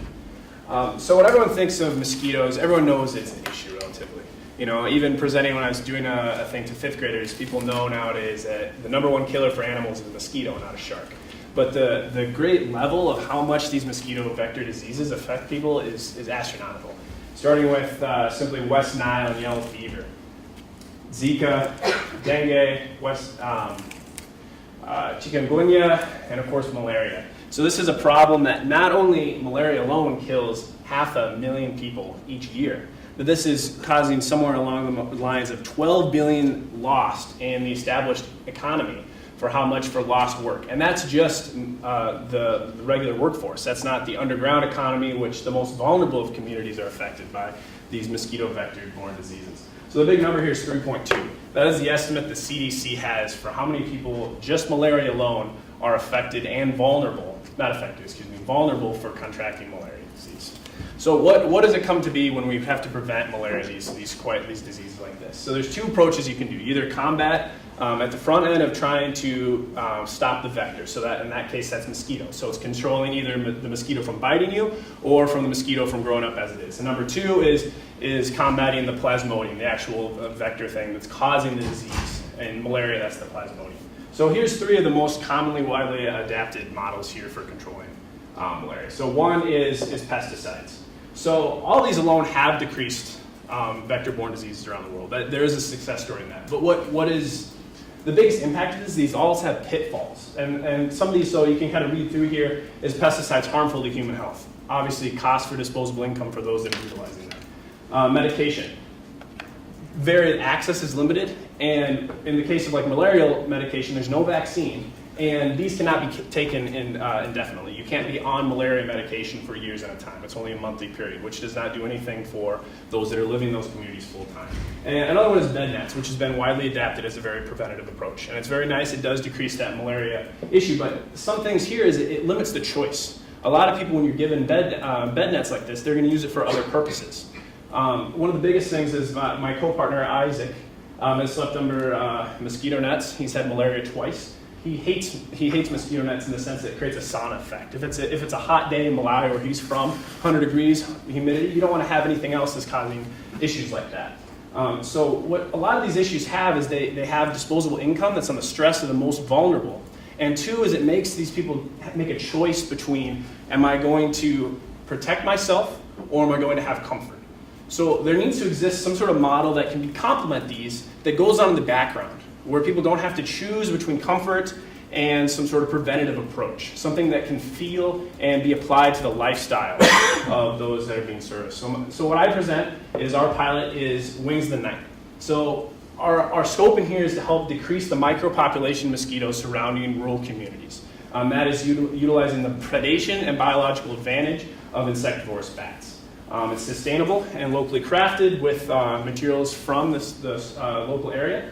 and we'll discuss that later. So that brings up the good point of what Wings of the Night does. So it's safe for humans and the environment, easily adjustable to individuals' lifestyle, fosters biodiversity, it's inexpensive and financially sustainable, and there's no individual payment of service. So probably what everyone's wondering is why bats, and that's the same thing I asked 4 years ago too. I was more the frog guy, you know. But what's really more important about bats is they're one of the most successful when it comes to controlling mosquito populations. A single bat is capable of eating 1,000 mosquitoes in a single hour. Now obviously bats are opportunistic eaters. They're not going to just single out a mosquito versus a nice juicy moth. But a mosquito size, they can eat about 1,000 in a single hour. What's really nice about that too is there's a co-evolutionary relationship between bats and a lot of flying insects. So bats obviously hunt by sending out ultrasonic waves. So something through the millennia that these flying insects have evolved is they're able to have a impulse in their brain, and they're able to sense that they're getting bombarded by highly saturated ultrasonic waves. So through that process, they're able to respond and avoid. And that has been documented in mosquitoes. The next is nocturnal versus diurnal activity. That again is helping propagate that people aren't going to have bats out at the same time. And last is guano collection, which is the nature's most nutrient-rich and effective fertilizer. It's because of the capability of urease through the body, it preserves the nutrients, and it's able to be used as a natural fertilizer. So in this is kind of a model quickly made, not quickly, but artfully made by Microsoft Word, but basically kind of showing that this is the community, Sukasari in our pilot example, but a bat population is able to be established in the outskirts of the community, and through an ultrasound saturation of a hunting, about 300 meters cubed, you're going to have this area protected by this highly saturated zone of bats. And then bats can have a hunting range of 2.5 kilometers. So the theory is to create this community sphere of protection. So where mosquito populations are less dense surrounding communities. So our pilot, a little backstory here for the timeline is my team and I, 4 years ago now, almost exactly, we received funding from CGIU to help pilot this idea back through 2014. The actual pilot construction, after gaining support through several partners, was established almost a year ago today, actually, February 25th. March 3rd is when I went down there with my advisor, and we helped establish our pilot for this. So where we're at is in the Sukasari community. So in Peru, very interesting to get here. Flying from Lima, go to Iquitos, a very interesting community, and up Iquitos, a 3-hour ride up the Amazon and up into the tributary, and that's where Sukasari is. It's the native land of the Mahuna people. This is the Loreto region. The Amazon basin is the second highest malarial case in South America since 1997, also very biodiverse. And through this, we've established several key partnerships, which I will touch on later. So this is the sustainability model, basically utilizing how guano collection can be utilized to help control construction methodology. Basically, it's sustainable in-house. So as one of these is funded in a community, guano can help be attracted through several models here that can be sold to help put back into the community what they want and then help support, which we'll go over a little bit later. So this is the financial breakdown briefly. This is the original expenses, and now just through the connections we've made, we're able to grade it down to $4,300 as opposed to $5,800. So key takeaways from after our pilot. After we've established this for a week, 20 plus communities have expressed interest in expansion. The Sukasari community is personally invested in this. This is something that they appreciate. It's a boom for them with ecotourism. And they've had more of appreciation for bats and appreciate this project. There's high levels of bat activity, yet roosting is not as well established as I want it to be at this point. And we need to do some follow-up steps to help understand what are some kinks in this plan. So with $5,000 from Acara, this is our kind of a breakdown of next steps here. So this is what I call phase 2, and this is operational sustainability. So there's a lot of moving parts here, but what we have in it is really important here, that we have several key partners in this area that have established and validated interest that this is something that is usable and this is something that's important for the region.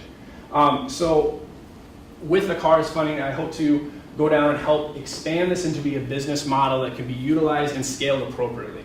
So the first thing is future further product development. So we need to have more of a bat preferred roosting. So we need to see, is it too hot in these bat roost modules that is causing, we want to establish a population of around 5,000 bats. So we're going to explore some business models. So briefly, these are a sponsorship program similar to wells that, other programs that you pay and then help kind of support that. But basically the other two is local partnership model, where we invest in the guano. The communities themselves are not as interested in the money itself, it's what that brings for opportunities. But ecotourism is a big boost there. There's canopy walks. So investigations have these partners, which is Explorama, help invest. And then they get to have the guano that after the people take what they want for their agriculture, that can be sold for them, and they help invest up front. And then government and national support model to help present to the approving governments and things like this is a method that can work. This is something to be invested upon. So this is the proposed budget breakdown. And then lastly, to talk about here in the 30 seconds here is this is our team. So this is my advisor, Dr. Bechtel, for my undergraduate. This is Elvis Valderrama, who's on the ground in Iquitos. He is partnered with One Planet, which is over there. That was our partnering NGO that's been working with the Mahuna community since 1996 through various projects, community engagement, sustainability, and conservation. Wartburg College will be sending a May term trip, which is going to help do research with undergraduate students, and they've picked our site as a place that they'll spend 2 weeks. Explorama, as I mentioned above, is some of the key ecotourism, and then the rest are help kind of sustain in the area for ecotourism and various trips that help establish through that measure. All right. Great, thanks. Put the theory of change back. Yeah, sure thing. Questions? Apologize for rushing a little bit. I might get a little artfully with the slides there. So, Oh, I'm sorry. Go ahead, Terry. could you explain exactly what you'll do in the pilot? Because you already have a pilot, sort of. Yeah. So what will you do in this pilot, and toward what immediate short-term goal?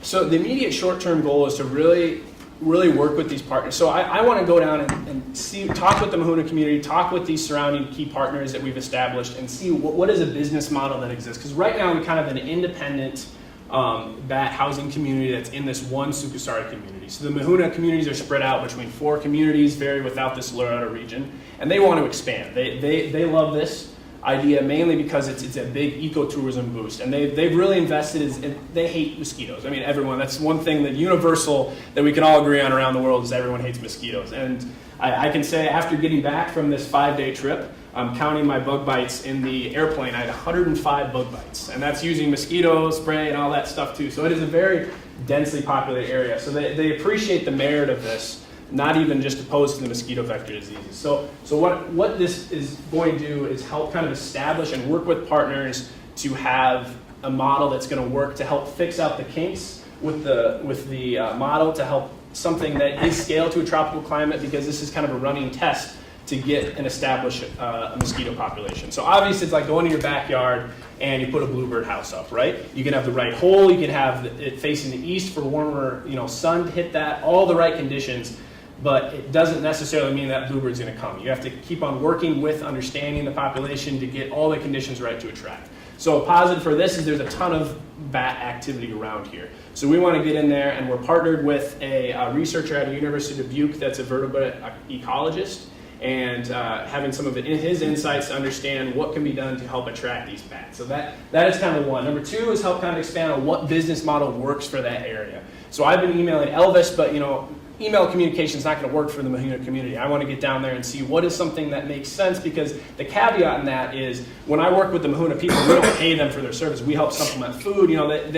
They value more the involvement in the community as opposed to here's a check or something like that. They appreciate the value of the project, not the revenue that's coming in. So working with what is something that's sustainable, not just locally, because it itself is sustainable in the sense that guano can be sold and establish that, but to have an actual business plan, and working out the researching and evaluation too, is having some bat research materials down there to help document and understand what is going on. That's through both the UD contact and also bat conservation and management, which is the leading organization right now in kind of managing bat populations. Sorry, I was a little long-winded there, but. Okay. I was curious, it makes logical sense in my mind in terms of bats eat and have a sonar and what have you. And I appreciate you use the word complementary. That doesn't do away with bed nets and other things, but I'm curious what your sense is from the research of how big a dent a colony makes, and are there areas where there are heavy bat populations separate from your project, and how, have people done research around that to see the Yes. impact? To answer your first question, this has been something that back in actually America in 1900s, there was a large bat colony that was in the southern U.S. And that was before Thailand, and malaria was a huge issue then. This doctor, Allen was his name, received a Nobel Prize actually. And this was before research methods really went into that. But he attributes all of his success to help depleting this mosquito population. Obviously qualitative data is the area around there is there were hardly any mosquitoes. It went from almost, this is them describing a little, this is from archival data, but saying almost blacked out the sky of mosquitoes during times when they fly too. There wasn't, you could go outside during dusk and have that. So that's kind of the first base. Second, there has been research that supports that bats as just a predator can help control this micropopulation. In my personal opinion, I think this is something as complementary that can really change just the geography around the community directly, because this is going to be something that's at night when they're in the community. It's not going out in the fort. It's not going to be a change all for the region, but micro in that sense. And then your second question was areas of expansion.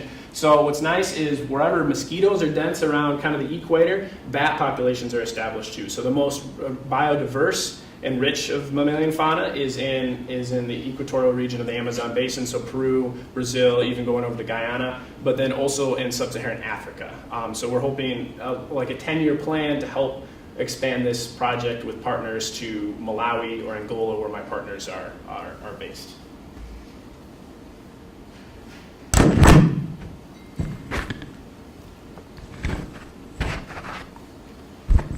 Hi. Okay, I want to clarify a few things. Sure thing. Is the ecotourism because bat watchers want to go down there?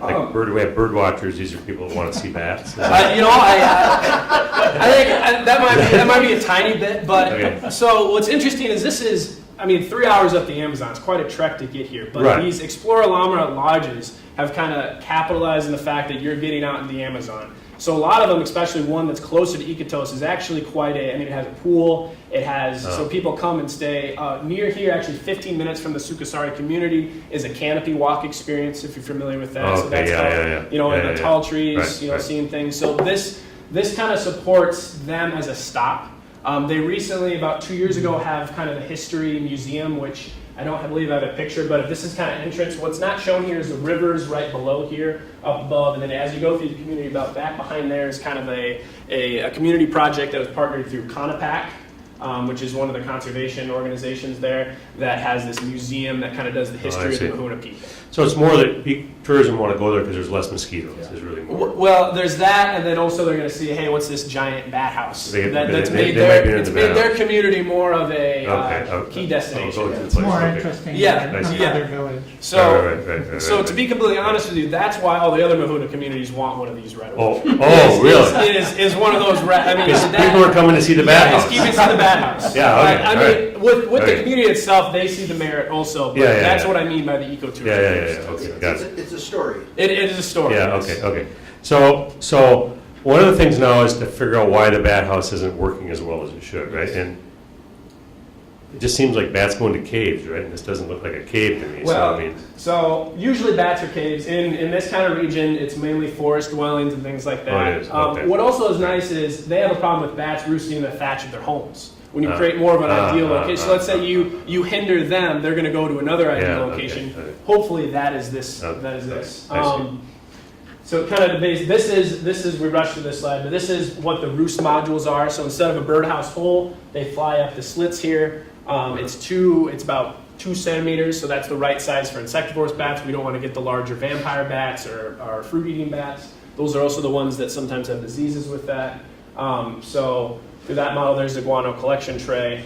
So one of the two things that I want to help troubleshoot is this is concrete board. This was durable because when we were up there about 33 feet high with just a little flimsy rope above there, we're hoisting those bad boys through rope. If it was just plywood, it would have broken. So we had to make it a little more durable. So to help get more circulated air through is one issue. Another thing is to help actually just put some more, they call it mashaya, which is just basically kind of like a thatch material to help the bats roost. So it is potentially quick fixes in that sense. Okay, so let's say you get the one village you're in, you get it figured out, you get a couple thousand bats in there, maybe 5,000 bats in there, so it's working. The next community wants it. Is there a revenue stream there for you then? Or, I mean, are you going to charge them? How do you sustain this thing? Yeah. So this was one of the hardest questions I asked myself because I don't want to go here and charge a community, with this. I want to do service. I mean, it's not something.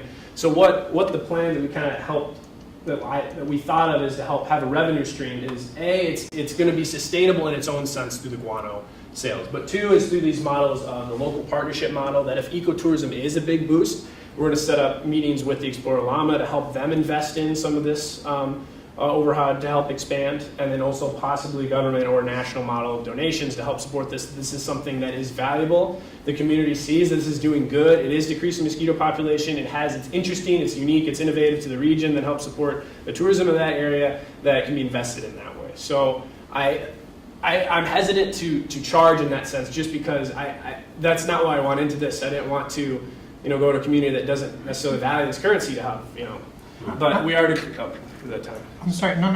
How much is a bat house cost? So as of right now, that disappeared there for some reason, but we've got the price down for materials and labor to about $3,000 as it is right now. I'm hoping to get that down lower. We have a good working relationship with the mill there. Any extra, what makes it complicated is when we needed some extra parts, the Huna community literally just chopped down a tree right outside the community. There's no charge in that, but we have to have labor, carpenters that are connected through one plant, and things like that. Hopefully I can get this down to being a $2,000 project when that doesn't obviously include getting me down there, things with travel, but getting the materials and labor, the mill service around that. Okay, so let's talk about Wartburg College. Wartburg College is going down there in May of 2019, yeah, right? So it's a biannual May term trip.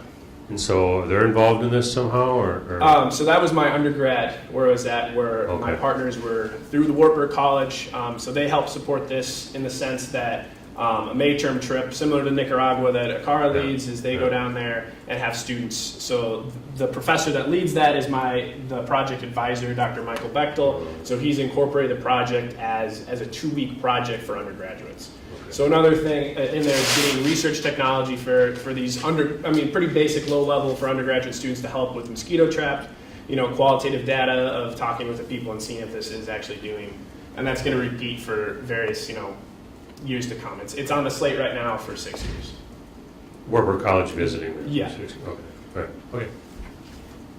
Kurt. Yeah, go ahead, Kurt. So, very interesting idea. And I really appreciate how you started out with what the alternatives and substitutes are and the unintended consequences or inefficiency or effectiveness of those. So this is a complement, makes sense. I'm curious, since you're thinking long-term, I heard you mention 10-year time frame, 1.6-year time frame. Do you have any ideas of emerging competitors, new alternatives that could actually accelerate and have more efficacy? Because what you don't know yet is efficacy of this. Yes, that is correct. So any thoughts on where the technology is going? I think that one thing that it was a big issue about 2 years ago in the Business Bureau is that, you can just have your phone out, right? And it's going to secrete a ultrasonic vibration that's going to reduce mosquitoes. The issue that the idea is correct with that, but what I believe in looking through research that actually makes this ultrasound avoidance really effective in mosquito populations is it's not just one wave that's going out there. It's a high saturation of waves. So theoretically, that technology is something that could be something that could be invested in I believe has a lot of merit. But what we know is bats, there's this coevolution of like bats and mosquitoes, that it's not a supplementary. And in a case like Sukusari community, it's a lot cheaper to have actual biodiversity sustainable bat community that are effective in the biodiversity, and it matches the Mahuna values and what they have in that sense of having these bats there. So did that kind of answer your question? Yeah. Oh, we have a question over here. Yeah, sure. So I know you said you don't want to charge the community necessarily, but have you looked at maybe kind of designating a community leader who may be in charge of harvesting the guano and looking at possible models of getting some of that revenue back to help with scalability? And is there any research you've done on that so far? Yes, I have, and I'm hoping that's kind of a follow-up with there too. Ideally, I'd like to have someone on the ground that is on our team that, once we have a nonprofit status or things like that, that is working, that can travel from Iquitos to these communities really easily. Right now, it's that Elvis Valderrama, but he's with another NGO, so he's kind of doing some legwork with us. For charging communities, I think this has merit when it's applied to other areas too. Minnesota, right in the lake country, mosquitoes get pretty bad. Having something like this model where communities can support this is something I hope to. But in the sense of the Mahuna community, it does not make sense to charge them. But I haven't completely admitted that as a way to move forward with other communities. One last really quick question in from Aruna. A lot of her questions have been answered. What about urban areas, do you think? So you're focusing on small rural places. What about in larger cities? I had, to be honest, I haven't thought much of the urban cities yet. I think where most of the issues, where a lot of when we taught about those approaches, is where these are the most vulnerable of community. I mean, we deem it international development a wicked problem, right? There's several things, and I think those confounding effects are further propagated when it's in rural communities that have limited access to medication, have limited access to the proper use to bed nets, things like that. So that is probably why I haven't considered as much urban areas versus rural. Got it. Thanks. Awesome. Great. All right, thank you very much.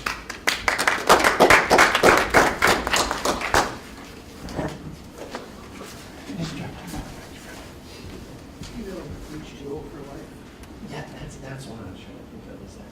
Yeah, but they're more like school sponsor well, yes, so the kids basically, but it seems like there's one of that water drives another one. Okay, I'm trying to think of that. Yeah, that's there are people and it was down in Minnesota. Okay. I don't know where the leadership is now. But I think that schools are looking for things to do, they're trying to get global educators, they're interested in environmental issues. Yeah, I'm glad you understood. I was kind of bumping on my words there, but that was definitely the first one. Thank you so much. Okay, appreciate that.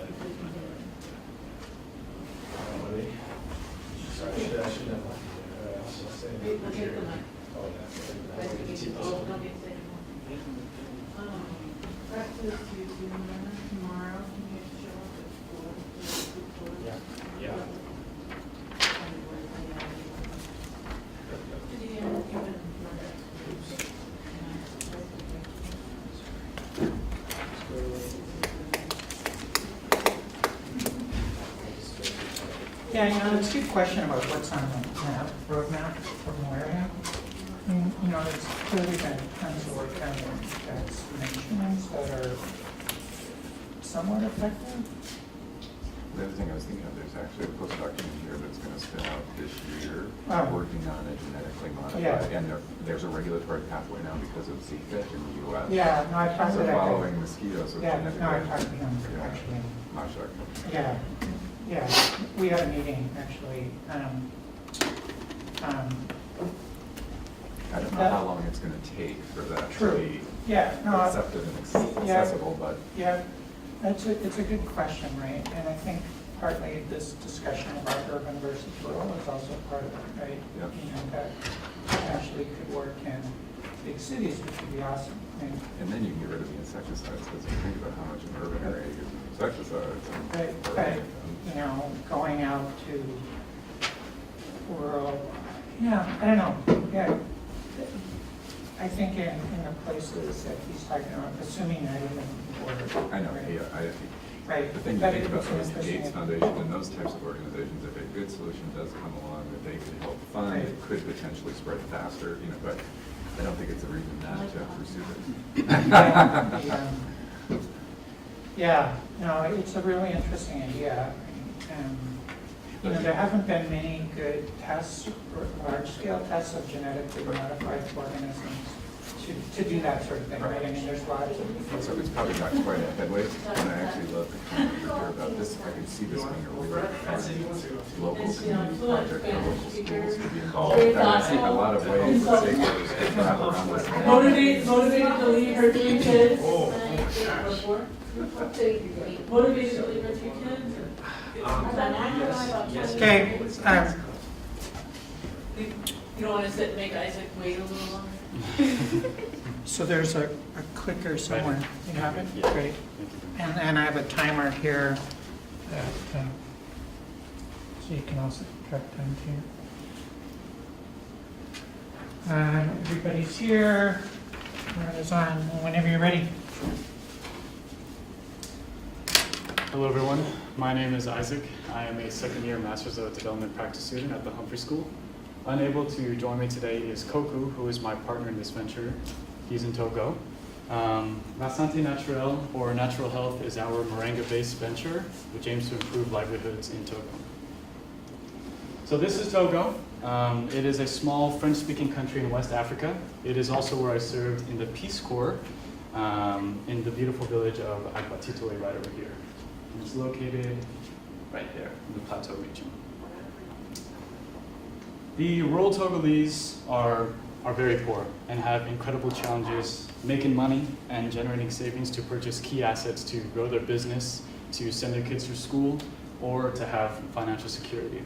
It is also deeply connected to another major challenge in Togo, which is food insecurity.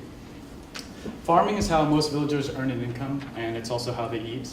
However, farming in Togo isn't easy, nor is it very profitable. Low income and poor soil makes it hard for villagers to grow or buy fruits and vegetables, and to also purchase meat in local markets. And all this contributes to high rates of malnutrition. To make matters worse, when they do fall ill, they lack quality healthcare services and the money to purchase the necessary medicine to get back on their feet. And within these rural communities, we've identified 2 market segments which this venture aims to support. And those are the underemployed and the unemployed. The underemployed are those smallholder farmers who could be earning a lot more from their farms if they have enhanced agricultural assets. And the unemployed, as you can imagine, is in a much worse condition. They don't have access to farmland and basically no stable source of income. In sum, making money in these rural communities in Togo is very challenging.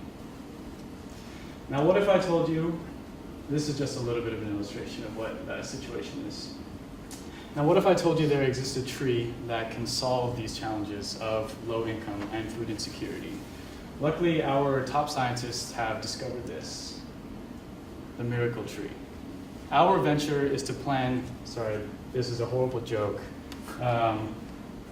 Our venture plan isn't to plant 1,000 acres of money trees because sadly they don't exist yet.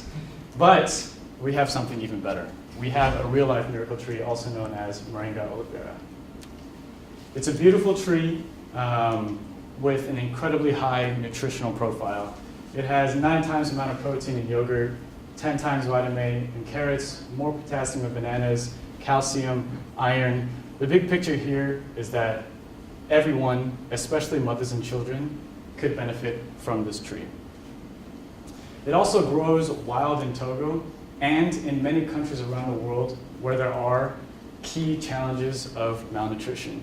It is drought resistant, meaning that it can still continue to produce leaves even during the harsh dry seasons in Togo. It truly is a miracle tree, and it's because of this moringa is being hailed as the new superfood, and there's a growing international demand for moringa-based products.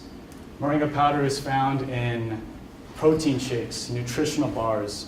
The oil from the seeds are used in soaps and lotions. And this venture that we're sharing with you today harnesses all of these elements of moringa. We don't claim that moringa itself can solve all of these challenges that Togo faces.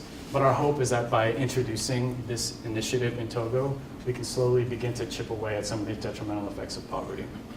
So, our mission is to raise income levels of rural Togolese community members through a moringa value chain that provides employment opportunities and harnesses their agricultural expertise. And to do this, we're going to create a home farm in Togo and to become that consistent, high-quality supplier of moringa-based products.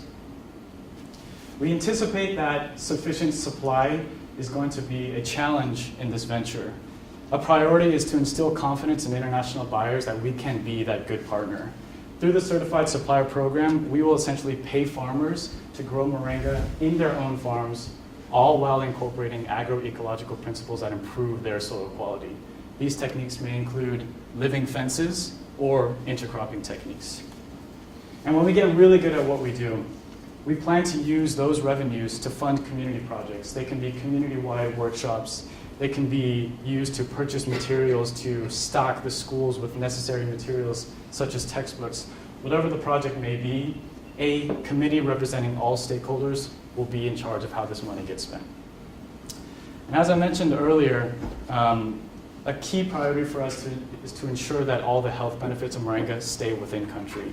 We just don't want to export all the good stuff to some of these buyers in the United States and in Europe. So our plan is to stock local clinics with enough moringa products for mothers and children to consume every Friday, which is the National Vaccination Day in Togo. Essentially what we want to do is stock these barren shelves with high-quality moringa products. Now, how do we make all this happen? That's Cocoa, by the way, on the right, and that's the land that we own. We currently own 2 hectares of land, and as a developing country, Togo has quota and duty-free agreements, trade agreements with the United States and the European Union. Furthermore, this venture fits almost perfectly with the poverty reduction strategy of Togo, and we understand that having strong alignment with government priorities is key for the sustainability of this venture. Now, of course, there are some huge risks to this. As it is agriculturally based, climate change is always going to be a threat, along with political instability within the country and foreign relations with the United States and the EU, who we expect to be our main trade partners in this venture. After researching case studies, prices, and various cost-benefit analyses of different moringa farms around the world, we've been able to calculate the following net incomes over a 3-year period, outlining our revenue sources as well as our major expenses. And I'm happy to go more in depth into this during the Q&A session. However, there are some super critical unknowns that have yet to be calculated, which we hope to resolve through our pilot plan. So the pilot plan is quite ambitious, and it has to be in order to match that of this venture. Your support would allow us to test some key assumptions upon which the success of this venture hinges on. As mentioned before, we want to make sure that Togolese communities are healthy. And the main assumption that we're making here is that mothers and children will actually consume these moringa products. Imagine I tell you there's a tree that grows wild in your backyard. You take the leaves, you put it in your cereal, all of a sudden you're going to be healthy again. It's kind of not healthy again, you're going to be healthier. It's kind of a bizarre thought, and that's an assumption that we'll definitely have to overcome and resolve when we're over there in Togo. Additionally, I've learned the hard way that without the proper incentive, asking a farmer to use a portion of their farmland for a community project will make you look like a total dummy. So, but what if we told the farmer that they could earn money, all at the same time protect their crops, improve the soil quality, and also boost agricultural yields? I think if we convey this message to our farmers, we may have their attention. Also, the unemployed, will they actually want to work with us? Maybe they already like their current style of life, hopping from entrepreneurial opportunity to opportunity. However, I've lived in Togo for 27 months. I've been back there again. I've had numerous conversations with villagers, and Cocoa, we're pretty sure that they would want to work with us, but it's always important to make sure. And if they don't, what are some of those underlying factors? And last but not least, what are the hidden costs all throughout the supply chain? I've had to pay an extra $40 just to get a care package out of the post office. I've had to pay premiums on taxi rides, hotels, food, all that kind of stuff. What are the costs of actually doing business in Togo? What are some of the unpredictable costs of human behavior that we might run into all throughout this entire process? That is a key priority for us during this pilot plan. We believe we can find answers to these questions in 3 months. The plan relies heavily on connections that I've made as a Peace Corps volunteer in the village where the pilot plan will actually be taking place. Furthermore, my host uncle when I first arrived in Togo, Uncle Fofo, is a port authority who works at the port in Lomé. He's not just a regular worker there, and I know this for sure because he has 3 houses and they're massive. I know that he has a senior level position there. So he understands a little bit better than we do about the entire process of shipping something out of the port. So that is definitely a connection that we're really looking forward to leverage. The plan is ambitious, as I mentioned, but if we can establish this value chain and have a demonstrated proof of concepts, the implications are huge. We don't view this venture, this home farm, as a singularity, but we rather view it as one of many engines of local socioeconomic productivity. And when we get really good at this, we can expand our moringa supplier network by creating moringa farms all throughout the country. Thank you for your time, and I look forward to any questions that you may have and your feedback.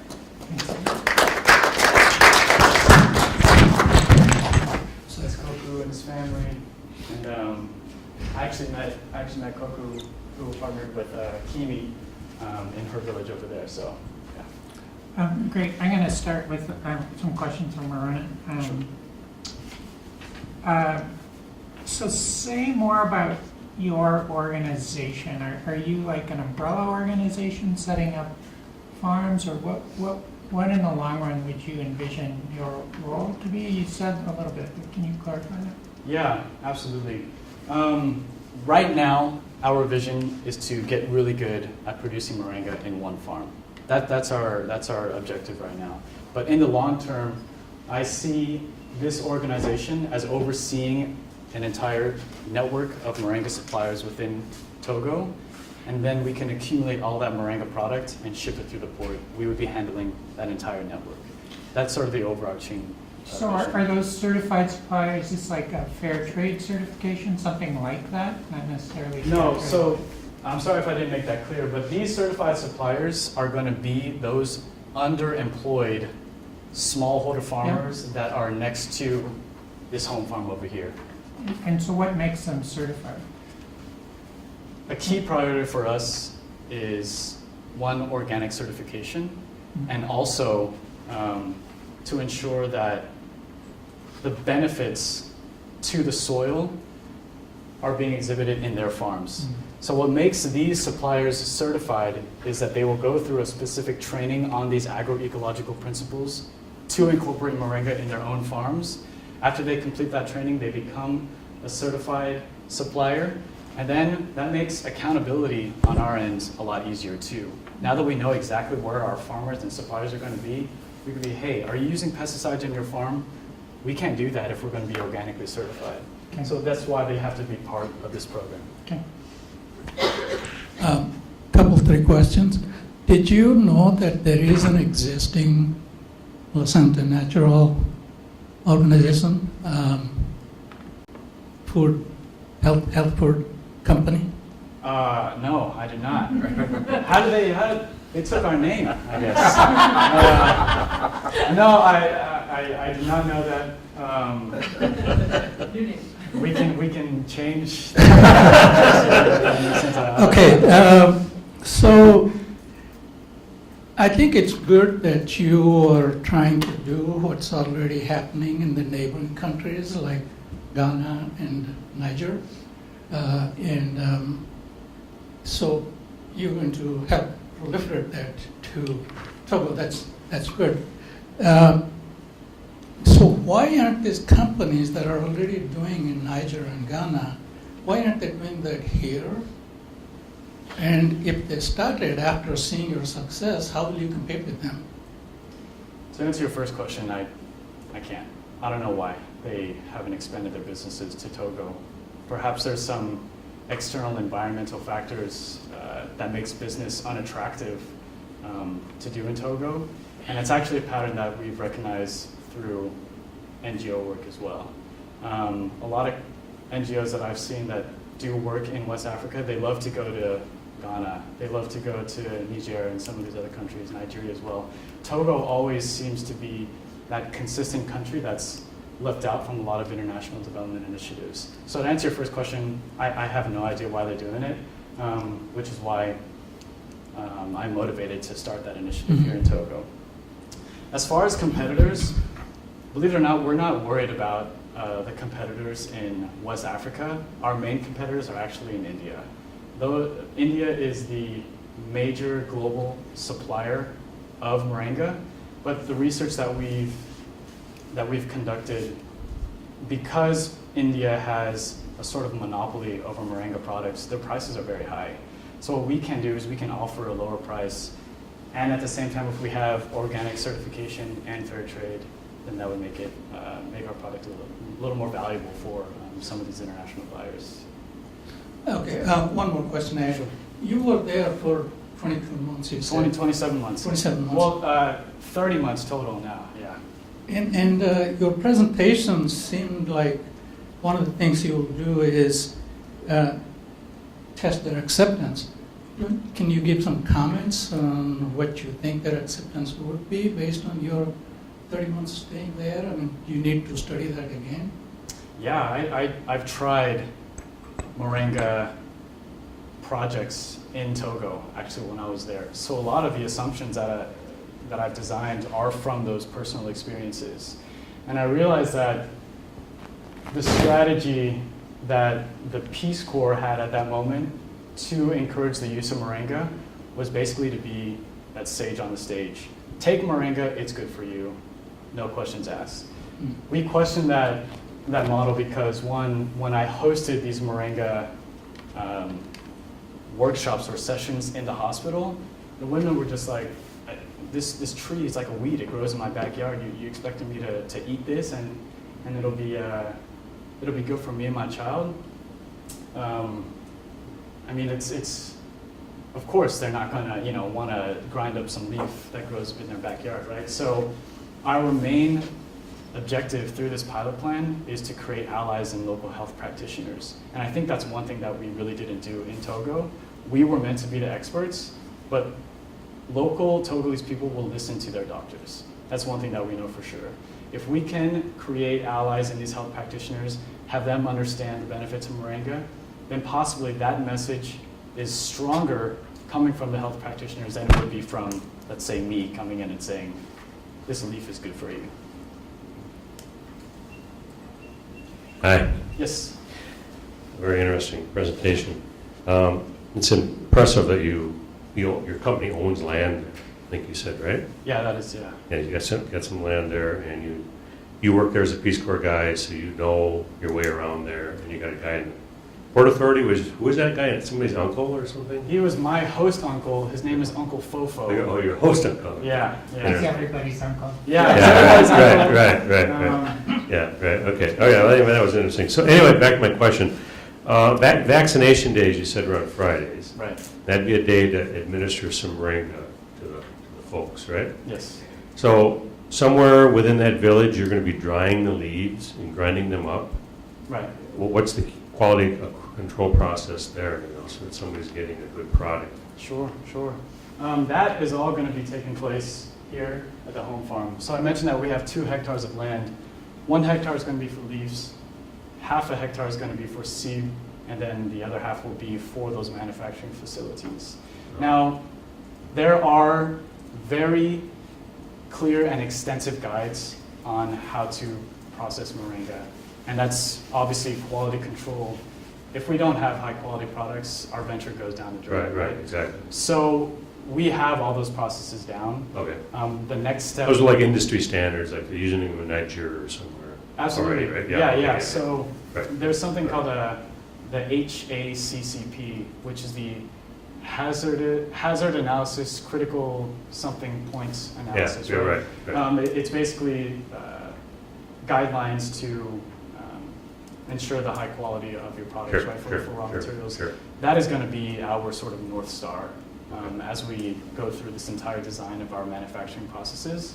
And it is the top priority for us. Okay. So when you ship to the U.S. or wherever, you're shipping a seed, it's one product?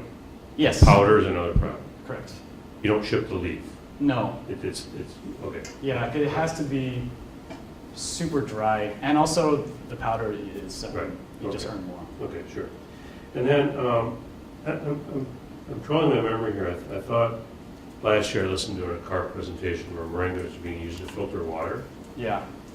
It sounds like you're familiar with that as another use of it, maybe, right? Or another market for it, or I don't know. I'm a bit skeptical, to be honest, around Okay. that. I don't mean to knock on that Acara project at all. Right.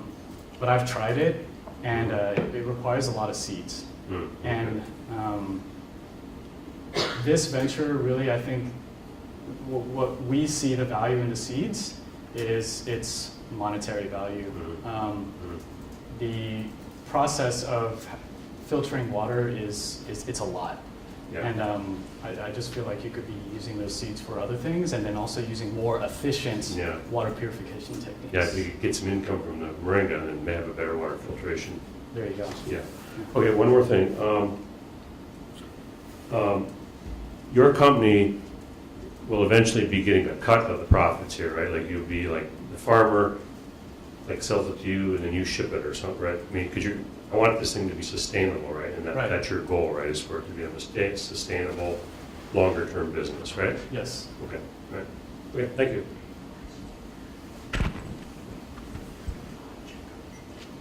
Yes. I wonder how closely you've looked at the supply chains from Ghana and Niger that have established businesses in terms of, does ownership reside in Europe? Does it reside locally? How those businesses work? Yeah, so one potential partner, international buyer that we've looked into is a company called Kuli Kuli Foods, and they source their moringa from around the world, including Ghana. That's actually where it started. So we've looked into some studies around supply chain challenges that Kuli Kuli has, and we really don't have that much information on the operations specific to Ghana, but based on what we've learned from the research conducted around their supply chain challenges was that quality control was a major issue for them, because once they do the testing of the moringa products, when it arrives in the US, the testing deems that the product doesn't meet the standards that Kuli Kuli is looking for. So that is a major challenge, and it's a next step that we would have to go into would be really ironing out the supply chain processes and looking to countries like Ghana and Niger that have gone through this sort of phase. Question? Yes. Can you go to your projection slide again? Yeah. This one? Yeah, so first, when does year one start? And then can you kind of talk about what are these expenses that are going into those numbers, as well as how you're coming up with your revenue numbers? Yeah, absolutely. So year one would be the year when we can start building some of these necessary infrastructures in place to be able to produce to process the leaves, basically. But before that, we have to test some key assumptions before we can even get to that point. So year one, we're hoping that after this pilot plan, we can begin next year. That would be great to do over the summer. Some of the main expenses are those infrastructural facilities to process the leaves, to pound them, to dry them, and to also package them. That is the biggest, one of the biggest expenses, the labeling and the packaging, because it has to be done in a way that protects the moringa powder throughout its entire journey to get to the United States. In addition to that, that number, the net income, will surely drop. Like we're almost positive of that, because it costs money to get organic certification. Who are these certifying agencies around the area? We have to identify them and then probably pay for them to come and then certify our operations, along with fair trade and HACCP. And then transportation costs too. How much does it cost to ship 10,000 kilograms of moringa powder from location A to B? These are some unknowns that we're definitely looking to find out. As far as the revenues go, the figures that you see here, $5 per kilogram and $8 per kilogram, that was done looking at some documents around Indian companies that are shipping their moringa powder to the EU. That's where those numbers are on, and the document that we're on, which was published by the British Ministry of Affairs or something like that, I can get that document for you. They said that price is relatively high, so we're thinking, okay, maybe we can offer a lower price than that. But that is kind of the best case scenario, if you will. Did that answer your question? One last question. Just triggered for me.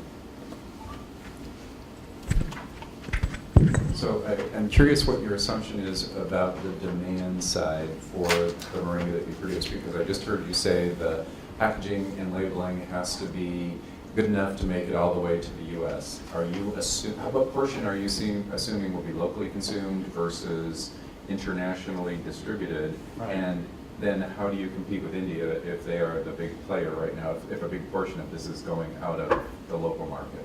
Yeah, most of the powder is going to be going to these international buyers. There isn't the demand for moringa powder within country. However, this is where we view a partnership with the Togolese Ministry of Health. We could see them definitely stepping in here. And we feel that if there are clinical trials done in Togo that demonstrate the benefits of moringa, that would surely convince the Togolese government to recognize the benefits of moringa. And we're seeing hospitals around the country as potential customers too. So big hospitals in the nearby city, Noche, or Lome, the capital. We've been selling these products to the United States and Europe. These people are consuming these products because they understand the health benefits. It's time for Togo to realize that these benefits can be helpful for them too. You can provide your patients with some of these products as well. So some of these bigger hospitals could be potential customers in the long term. One quick question will be done. So can you clarify this land thing again? Yeah. Because I wasn't aware of that. So who actually owns that? I mean, you don't actually have a company, right? He does. He has a company and he owns the land. He actually owns 5 hectares of land with another one of his business partners. Right. And this is your partner, the other person, right? Yeah. And so the home farm would be located on his land? Exactly. He, Okay. for all intents and purposes, he's the owner of this enterprise. Sure, yeah. And this company, what is the company that he has? I mean, what does it do now? I mean, it's not doing moringa now, right? Honestly, it's not doing anything.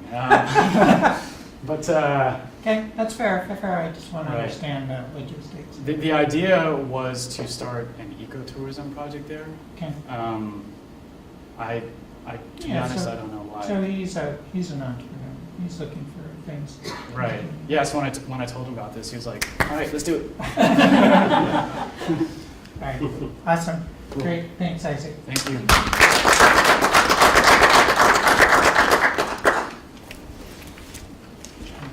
Hey, we're gonna take a 15-minute break. So you can go have dinner.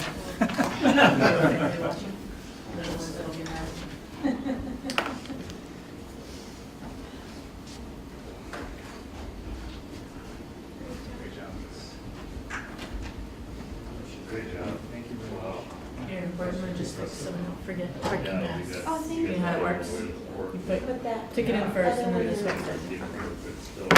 You know how that works. Rick, did you drive over? I have a reciprocity You're good. arrangement, so I'm good, yeah.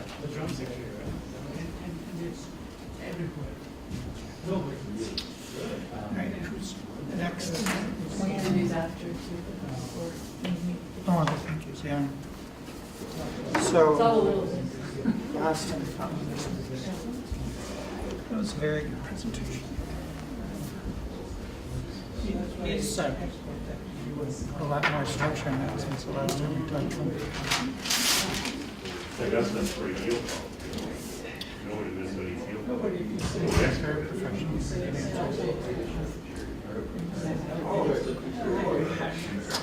Yeah, yeah.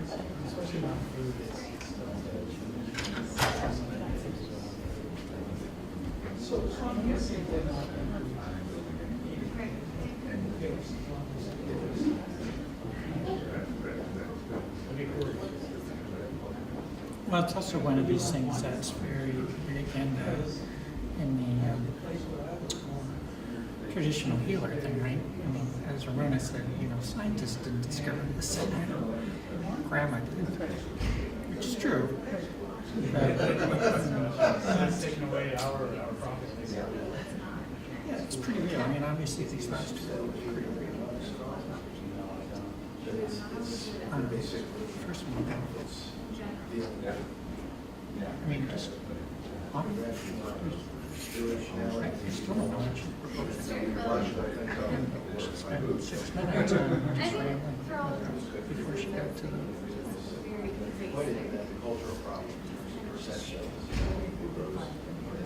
Oh, yeah, absolutely. It's probably going to look very much like yesterday. All right, guys, thank you so much. I'm going to head back. You get some sleep now? Maybe, we'll see. I'm going to take a quick, I got to be back here at 12:45 for class. But then we got to go do interviews. Dave's doing, we're doing Sundayos. It's like a no note-taking qualitative interview. They're supposed to Get some rest. Yeah, thanks, Fred. So that's where we're off to today. So we're the only rough part is, it's basically just talking. It's fancy talking, but then there's a certain way to decompress everything afterwards. But we're working with the Native American community, so I have to have a whole,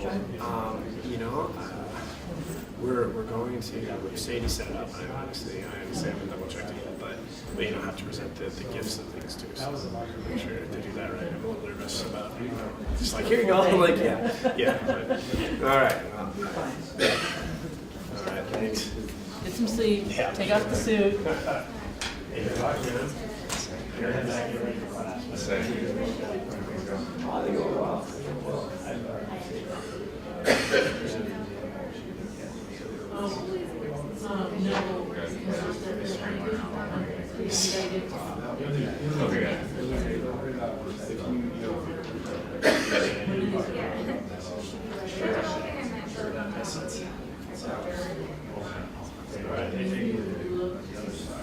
We'll see if it'll still run on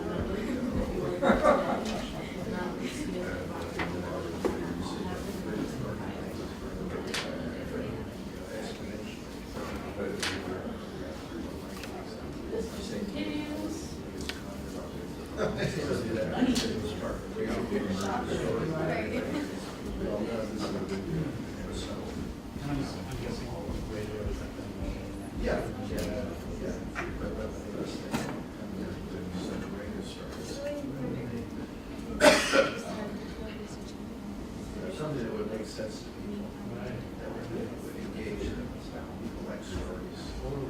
Yeah.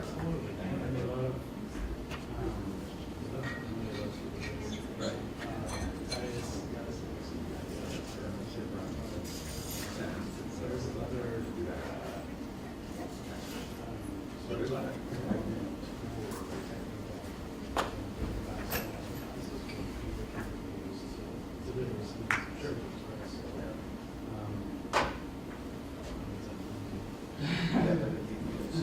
Thank you very much for your time. I appreciate it. Comes back to memory. That's just a weird thing, it's just worth anything. Sometimes it turns into a story, which people start to go, wow. Right. What's really worthwhile that I've seen is if I engage 30 years of calcium and protein, right?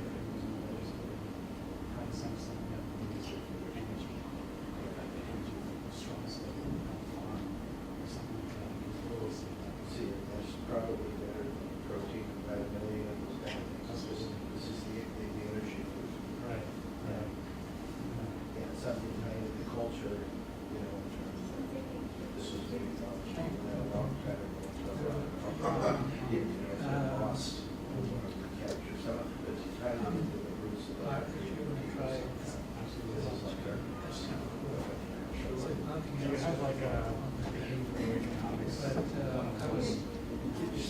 looking up on like, all this stuff like, looks like that. You looked at those two poll results? It's basically, Is there any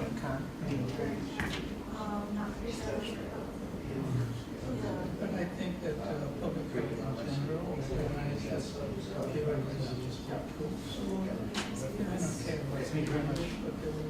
Hey, so I catch you. Yeah. Okay. And Do a great job, man. I'll see you tomorrow. All right. They Yeah. sort of really talk to each other. We're in the same room. And that shows you really that my undergrad is sending to me. Super short staff right now, like this, put my name and scare them more, go. Makes sense.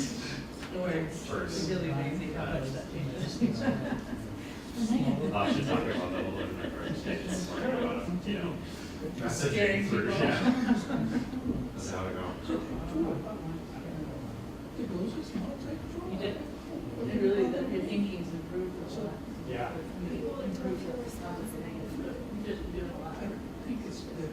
I think people who have grown for generations in colleges and games, they think approach is like reading. So what's wrong with you? It's like reading air. That's just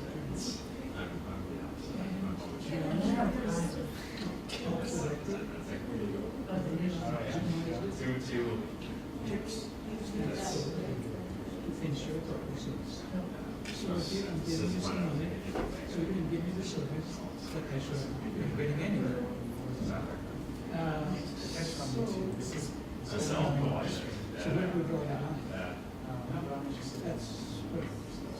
You don't have any extra copies of the program? Well, I don't see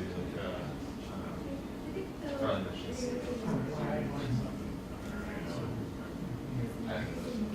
She ordered some. If you start the. Still, that's what you were talking about. Yes.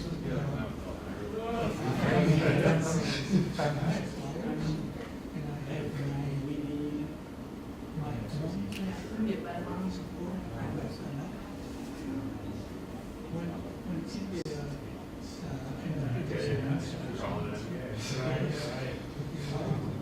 Express, you probably could write to commune if you wanted to.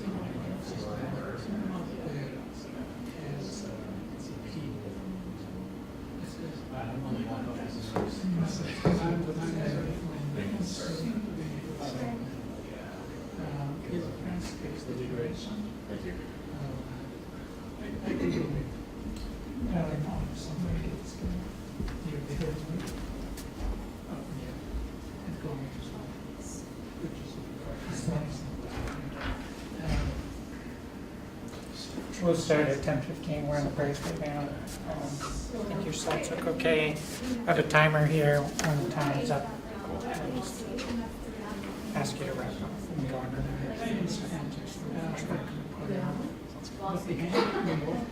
And then we have one judge online, so she's in Bangalore.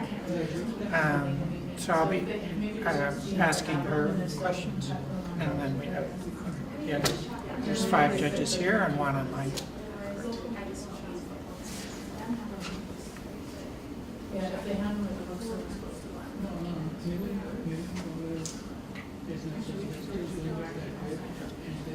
They can figure out quickly what pays to work and everything that's not. Right. Hi.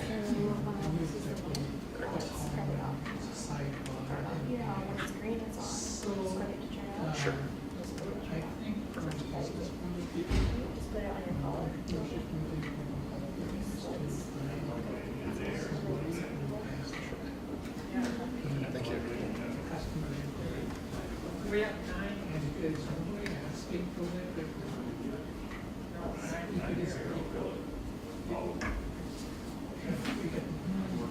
So that would be one thing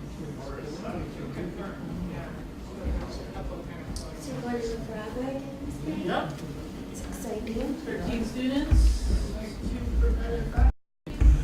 Cool.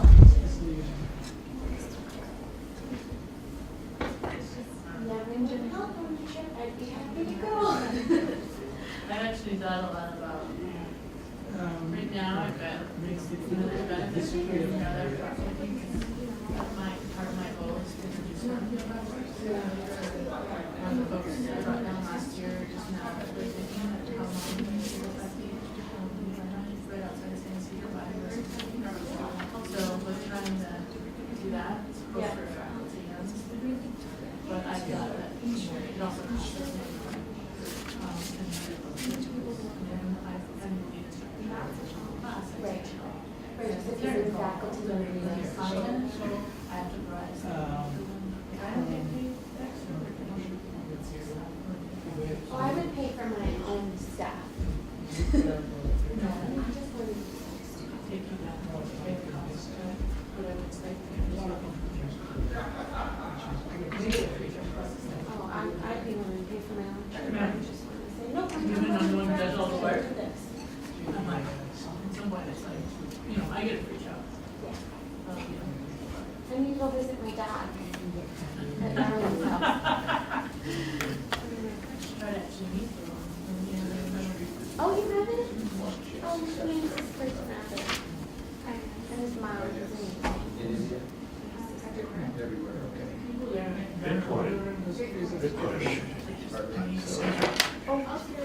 Oh, we stayed at his house for 2 days. Yeah. When Kyle was here, they were like, my family. is one of the Person that's so open and my kids, they WhatsApp with her all the time. Yeah. Yeah. I'm not in the mix, but they're happy. So She good days came off and always said, sends keep me it like, in Merry the Christmas on holidays. Everything has a nice side. Blockchain is a change it will go.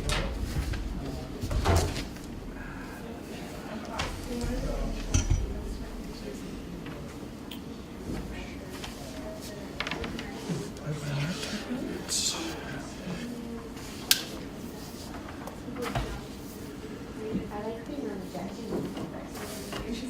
Less stressful. Yeah. I think deliberation can be quite stressful. Yeah. Yeah. Oh, Right decision. Not so much for the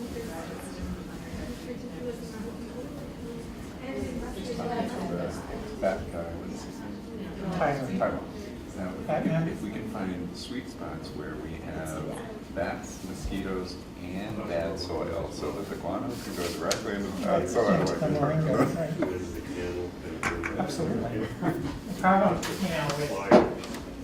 yeah, absolutely, right, and I haven't tried that before, bigger bats, and fruit bats, and the ones that carry on the wall.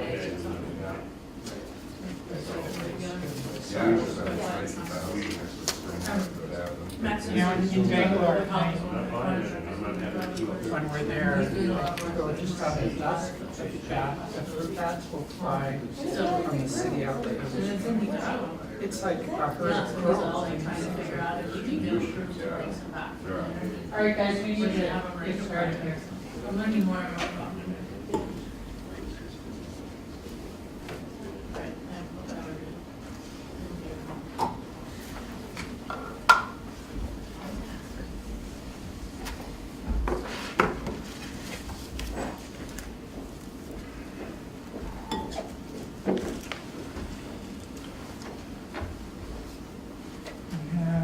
We have everybody, whenever you're ready. Great.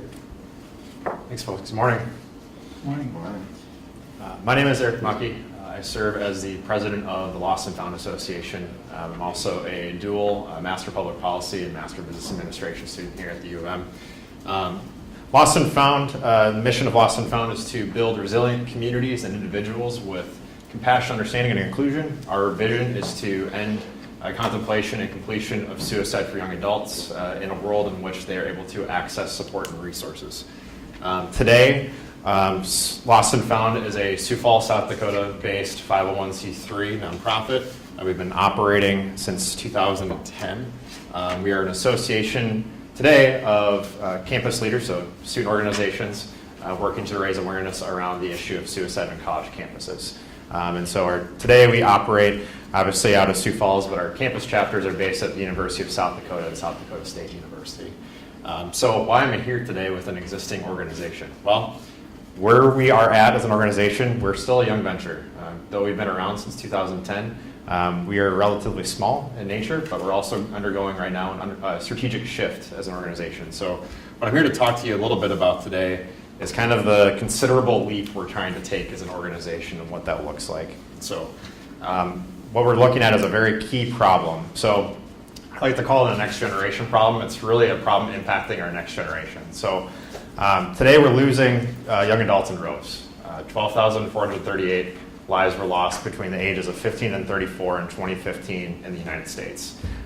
This number is rising. We're at a 30-year high for the suicide rate in the United States, and there's not much of a stoppage to it right now. The cost is egregious. The number that I give you here, the 1.3 million, that's the number of an economist.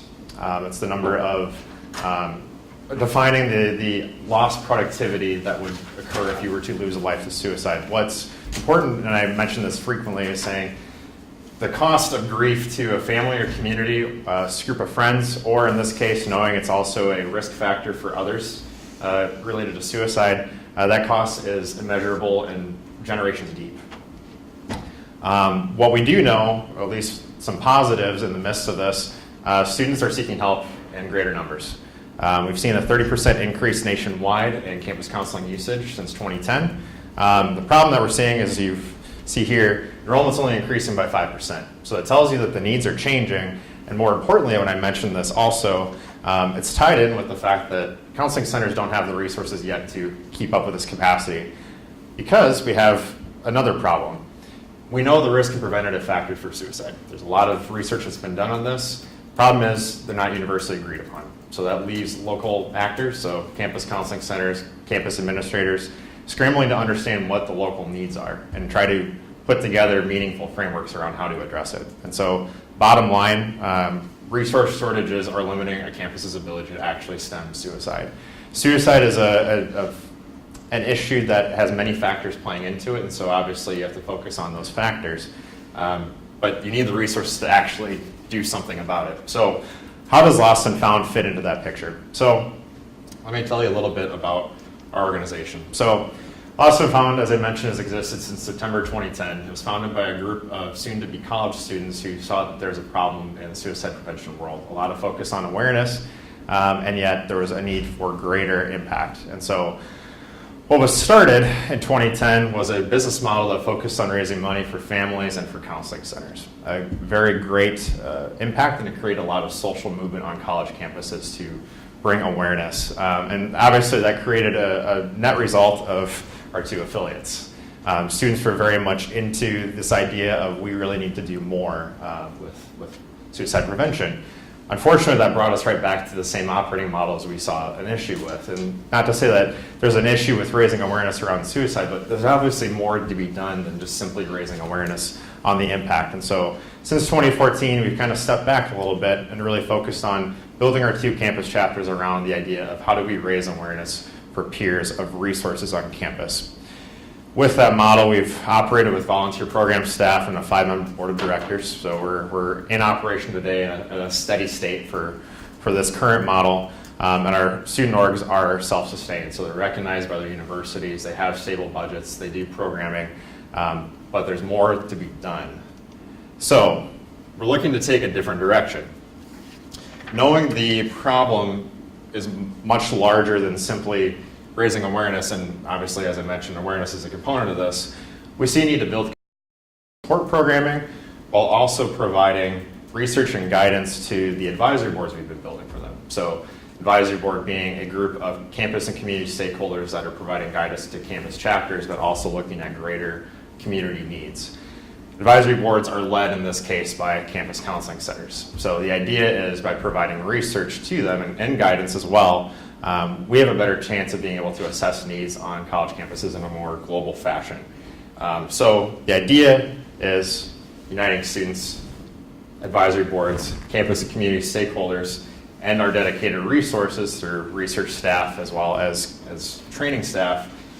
We're able to focus on building a sense of wellness and control at an individual level, while also looking at measurable impacts to ideation, but more importantly, it's creating visibility.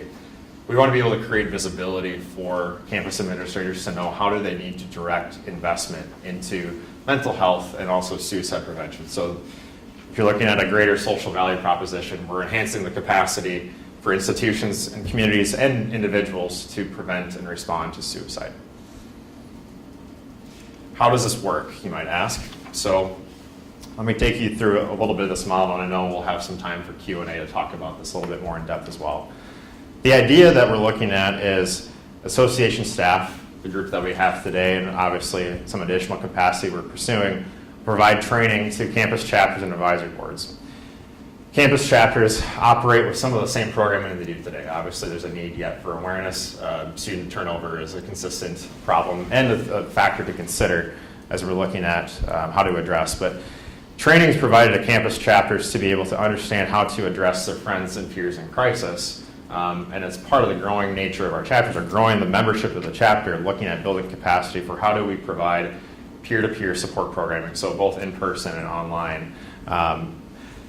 With that same vein of training advisory boards to not only provide help for campus chapters as they do today, but also, again, as we looked at the needs assessment piece, association providing research support to advisory boards, specifically counseling centers, to understand the needs of their community and better assess what strategies to take. And obviously, some of those strategies might take the form of working directly through the student campus chapter, but also could be things in which the association would need to provide some dedicated support.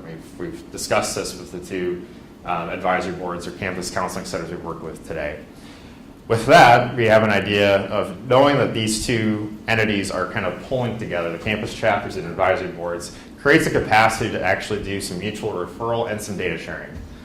So in this case, for example, one of the things we're focused on is student satisfaction. It's something that's talked about frequently by campus administrators, but we're thinking about it more in the context of, do they have a sense of control in their lives? What counseling services do they pursue? Do they feel a need to pursue those services? How do they use them? And creating some of that ability for the campus chapter and advisory boards to do some data sharing and data gathering together. That said, then obviously our hope is that we're able to better provide better services at a better quality to at-risk and help-seeking young adults. So one thing I'll mention as well with this target audience, obviously our target audience for the time being is focused on undergraduate and graduate and professional students. So the age range between 17 to 30. I mentioned the 15 to 34, and I'll talk about that a little bit in the Q&A, but right now we're really focused on college campuses. And obviously the other target audience you're looking at here is campus counseling resources. Whenever we go to a campus, we focus first on the campus counseling center. That's a need. You have to be able to have that relationship and be able to talk about what a referral pattern looks like to make sure that students are getting the help they need. So how do we get there? I won't spend much time on this slide, but the idea is start here, Acara Challenge. So our focus with the Acara Challenge, and I'll get to it in a minute, is talking about affiliate training and a campus assessment framework so that we're able to begin a 2-year pilot program. A 2-year pilot will focus on campus capacity building with the goal of having a peer support program in place and also needs responses for the advisory boards. And then obviously, coming out of that 2-year pilot, assess and scale. So look at continuous improvement of training, quarterly evaluation, and establish frameworks for expanding our programs. So first, the pilot program, 2 areas of focus. So training and advising capacity. Where we are today, we do obviously some basic training with our students and our advisors and the current programs they focus on. Obviously, we recognize if we're going to expand our programming to a much more robust model, we need to advance our own capacity for training with it. So training program will really focus on what does it mean to be a chapter member, how do you deliver the programs we're looking at, and for advisory boards, what is our purpose and how do we use the needs assessment framework, and that's where the metrics come in. So conducting needs assessments with the 2 campuses that we're currently at and talking about what are the specific metrics or focuses we need to take on and what are the strategies we need to address. So underlying factors, there's a few things to consider here as well. So website redesign, we recognize that we need to update our web resources to match the training resources as well. Part of that is coming together and saying, here's what a student is looking for, here's what advisory boards are looking for. It also ties in as well with donorship and things of that nature. Governing board development. We recognize internally as an association, there's a little bit more expertise we need on our board of directors, and so we're currently undergoing recruitment for that, but it also speaks to the need when we're talking about advisory boards, that same set of practices is applied on a campus level too.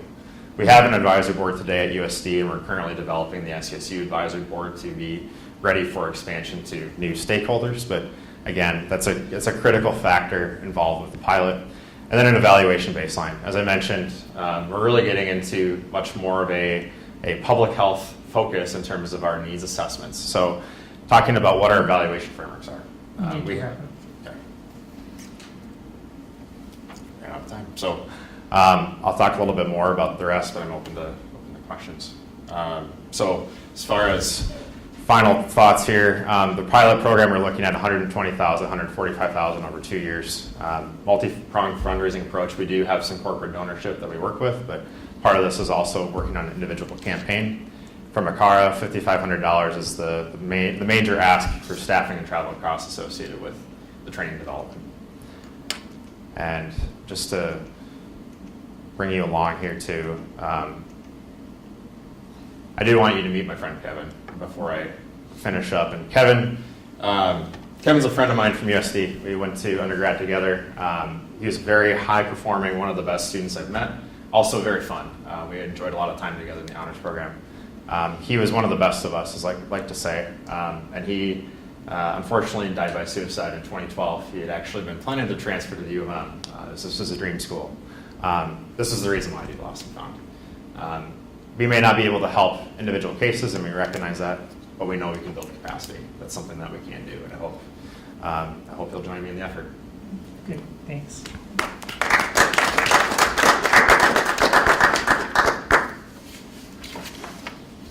Questions, guys?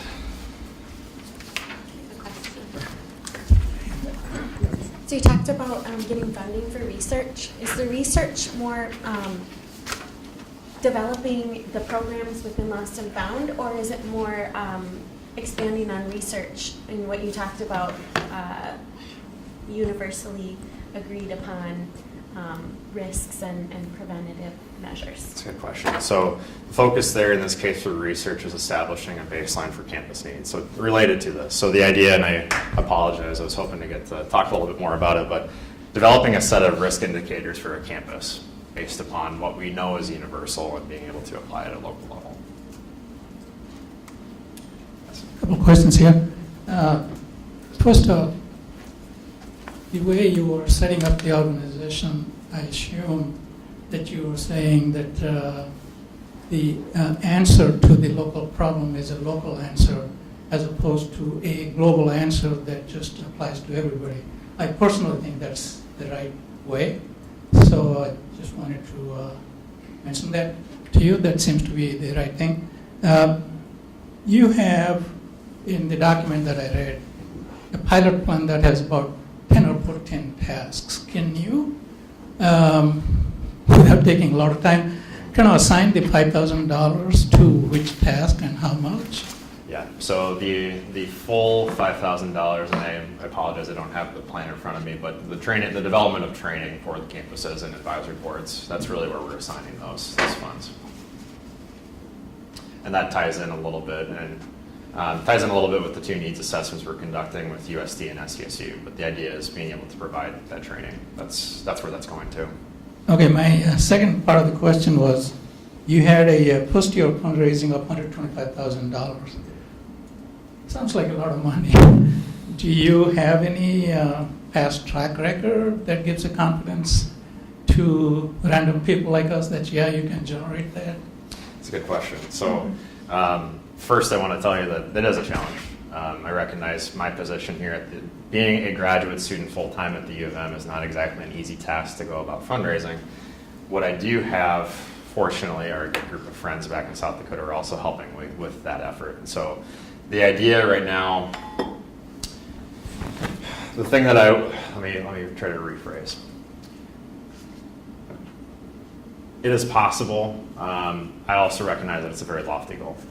I think it's what we need to be able to sustain our capacity over the next couple of years. But I also know too, part of that effort ties in directly with the corporate donorship work that we're already doing. So I already have committed $20,000 from some of my corporate partners back in South Dakota. But I'm also knowing part of that campaign is also looking at individual donorship.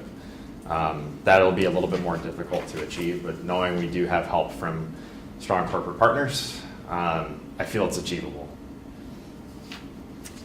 Yeah. I can't remember if I saw more of this in the paper or not, but part of getting that kind of support will be able to show the results that you've already realized. And so can you remind me what results you've actually realized in the pilot that will compel others to want to get in the same game? Sure. So part of that is addressed by the actual needs assessment itself. So being able to say our campuses are taking on plans locally that will focus on here are the risk factors. Part of that is also tied in with the fact that, and I'm not sure if this is the correct answer in this case. I don't know if there's really a correct answer, but there's not been anything done to this extent on these campuses. They know the needs. They've had to deal with multiple suicides on each campus over the past 8 years of our existence. And I think to that end, that does help us in terms of saying, here's our result. We actually have a model that's functioning. But more specifically in terms of metrics, we're looking at reach. Today, or at least previously, campus chapters have not really focused much on reach, and so we're building that framework. Membership in the chapter. So the idea of being a member in the chapter is you undergo specific trainings in crisis and safe zone training of that nature. So really focusing on the numbers, and lastly, the stories. Yeah, and what I'm really wondering is, do you have evidence from your experience in the 2 pilot locations about, you said your goal is, or your mission is to reduce contemplation and completion. Mm-hmm. So what evidence do you have that this has actually reduced or improved contemplation, or reduced contemplation and completion? Is there any kind of evidence there? Right now, no. I think the thing I'll say too for the 2 campuses, and this is why we went after needs assessments, SDSU's capacity is a little bit more limited than USD's. USD has done needs assessments in the past. The one thing that they've said is their ability to measure ideation is very limited. Now, they do have the ability within their own resources right now to measure that, and what they're seeing is folks that are coming into their counseling center are seeing ideation at a much higher rate. So the average nationwide is about 6.5%. What they see is about 11% of students coming in. Part of this capacity exercise is to work with the campus chapters who start doing student surveying to understand, can we actually achieve baselines for this number? Because that's the difficult piece. Now, measuring suicides, a lot easier to measure. The one thing I will say too, our organization recognizes that ending suicide will take a very long time, if we can in our lifetimes. So ideation is probably the focus that we can take a much more tangible approach to it, because at the end of the day, we know that there are a lot of factors that go into preventing suicide.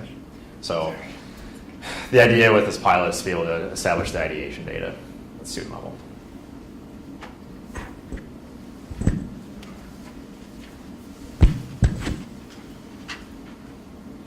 I have 2 questions. One is, first one is, you talk about a campus environment that minimizes risk. And so it makes sense to me that you can't focus just on suicide, because you're in an environment that creates a lot of things. And so what are your thoughts, if you say more about the systemic way It seems like every piece of the university in some way feeds or doesn't feed into this problem. And how are you thinking when you use the language campus environment that minimizes risk? What does that mean to you? Sure. So part of the logic model or focus that we're looking at is one, obviously having measurements in place. So in these two campuses specifically, as I mentioned, their ability right now to actually actively measure risk is limited. So talking about with the counseling center and community stakeholders, how do we actually measure this? And that ties a little bit into why, and I didn't get a chance to discuss this either, but really needing to take a student affairs focus with this as well. So how is it measured with student affairs? Two other things that I would mention too, coming out of this is looking at, as far as our needs assessments, one of the first things we've identified even before we got to the needs assessment is providing training. So how do we measurably get trainings delivered? And then thirdly, talking about policy changes. So that's another measurable we've been looking at in terms of policies and procedures. That's kind of the view we would like to take by being able to say, we have this needs assessment, we know at a community level what the needs are. First focus on the data, then talk about how do we actively manage that through policy change and through training. Okay, but my other question was in terms of who's getting trained and what are they getting trained in? I saw the student chapter, the advisory, and they provide services. And I'll just share from my own experience because I used to run a program like this in high schools. And if you go into high school and you say, who do you first go to when you have a serious problem? How many go to a parent? How many go to a school counselor?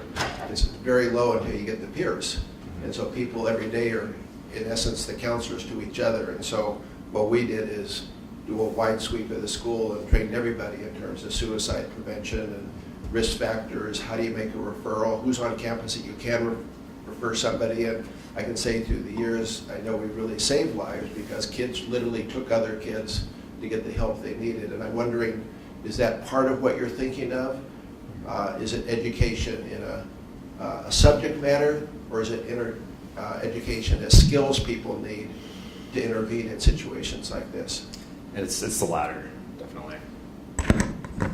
So the focus for students in this case is tying back again to what are the skills they need to actually be able to respond to their peers in crisis, create spaces for them to actually be able to talk about what they're facing, and then obviously in a more group context to be able to facilitate discussion about topics related to mental health. That's kind of the focus for students anyway.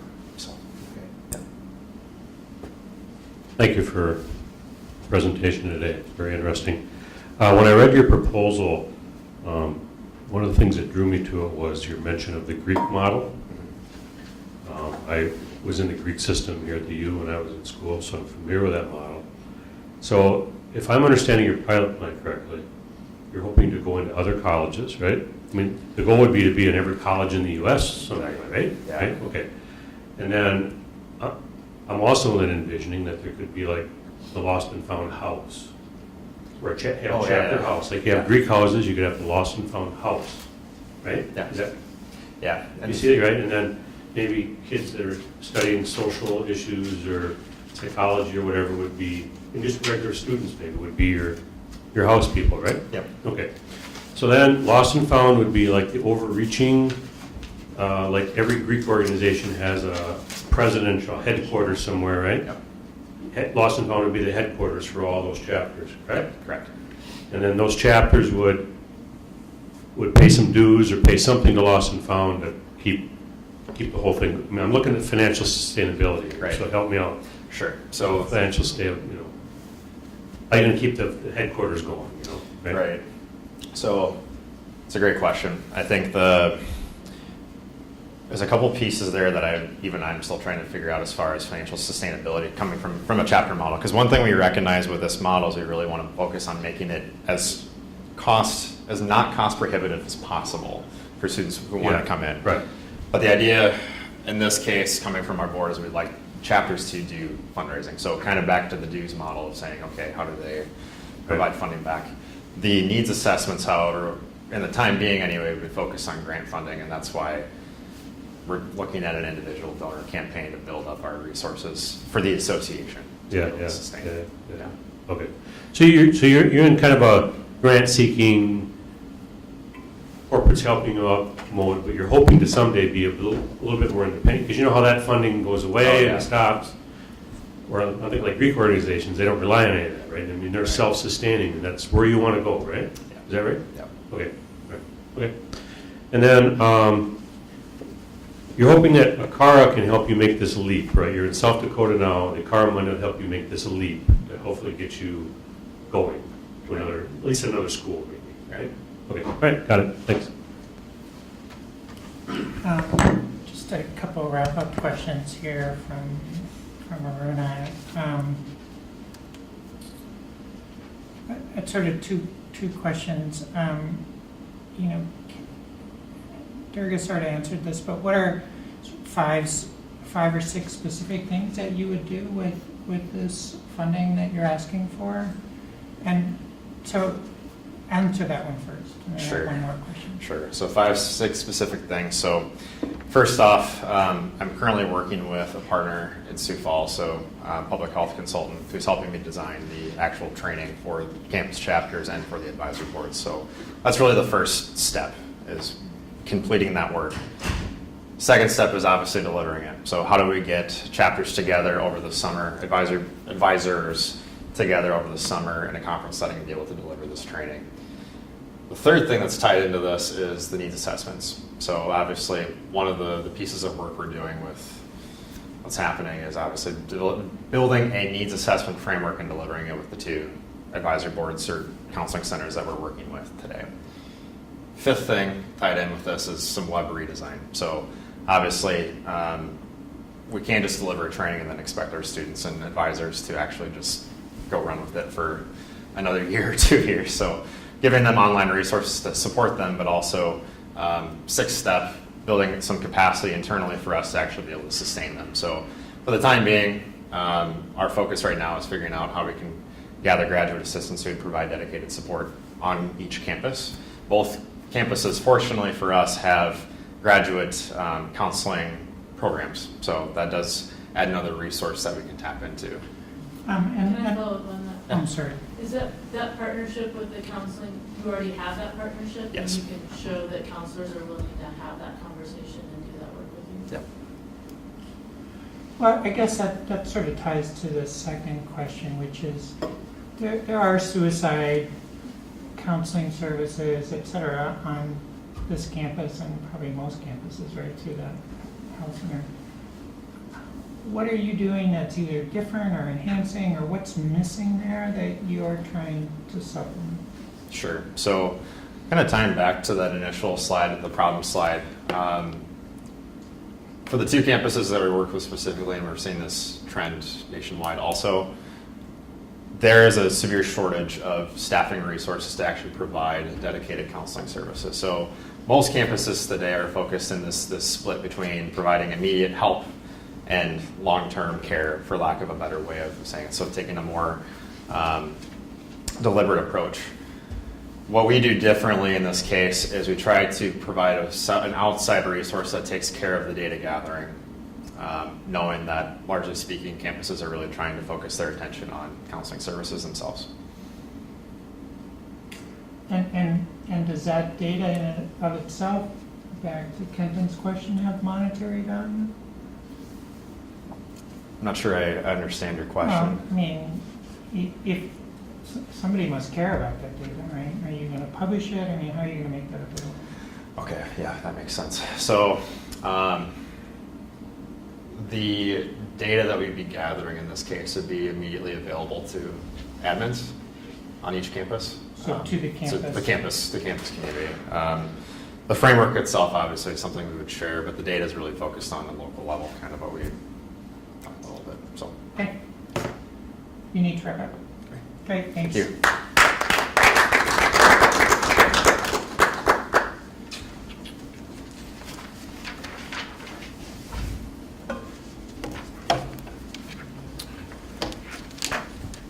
Right, Tim, how many different youth programs have you been involved in?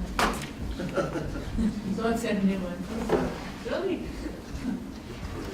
I guess. It is, it changes middle school. How important are they? High school, overwhelmingly. Who do you talk to? So we always learn those, the counselors are kept taking the students. No. Questions. That's why we have people do presentations early, right? You know, last minute thing. There's incredible stories. I was, I mean, it's a new students at Berkeley. Troubling about Which presentation is it? 6 families I called. I had 16 families I just called. Oh, gosh, oh. Yeah. It's nothing worse. I mean, we certainly lost some He too. was on vacation. To the point where what we talked about was the situation stinks. It's like, where do you go on vacation?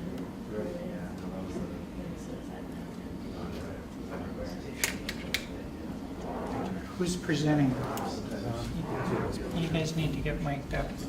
Hadi, could you get these guys mic'd Issues, but other times just the circumstances, the perfect storm came together, people's lives. If they would have come out, they would have been okay. But it's just, got caught selling coke, this kind of stuff. You need to get a mic. You need to get a mic. I know the names of the kids, and I can tell you how many I know they do it later. What you do in your course, I guess you don't know. Being in the mic. You need, you can take this one.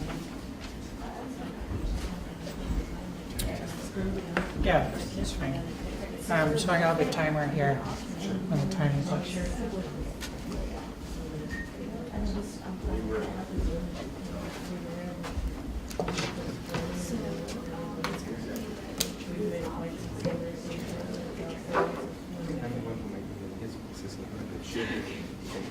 Everybody's business on campus. That's true, that's what it should be. But we were in Palo Alto, which Atlantic magazine chapters of all suicide years later. Yeah, in the same environment. Kids that have everything.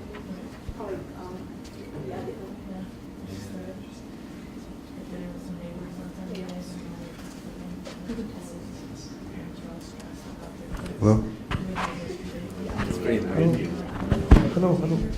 Yeah, so we have one judge online, so the mic is really not for the room, it's for the video, for the judge online.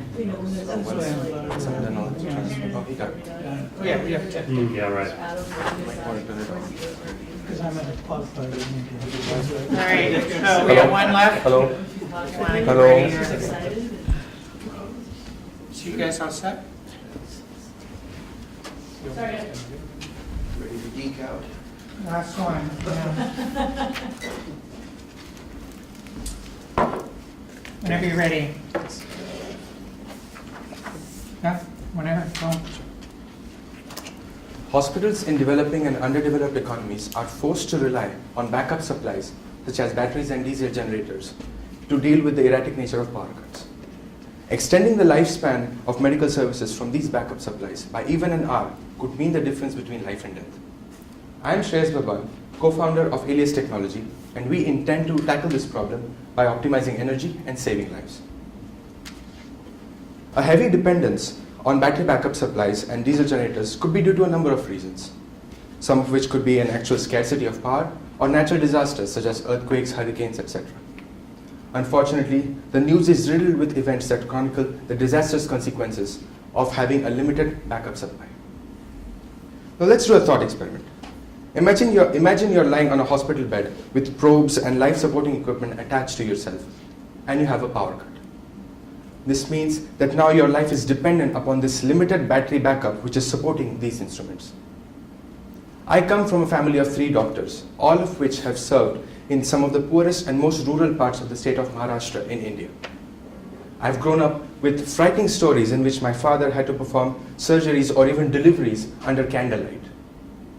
Sometimes he has had to turn away patients as severe as burn victims just because of the unavailability of battery backup or power in that hospital, even though there was a doctor available on the site. And here is where we come in. At Alias Technology, we intend to tackle the following problem: how to maximize the duration of healthcare services from power backup supplies. At Alias Technology, our Intelligent Plug for Device, or iPlug, helps hospitals extend services from backup supplies during power shortages. We do this by redirecting at least 30% of power from non-critical devices towards critical devices, thereby lengthening the span of the critical devices. How the iPlug works is when there is a full battery, the iPlug runs all the critical and non-critical devices in a hospital on the available backup supply.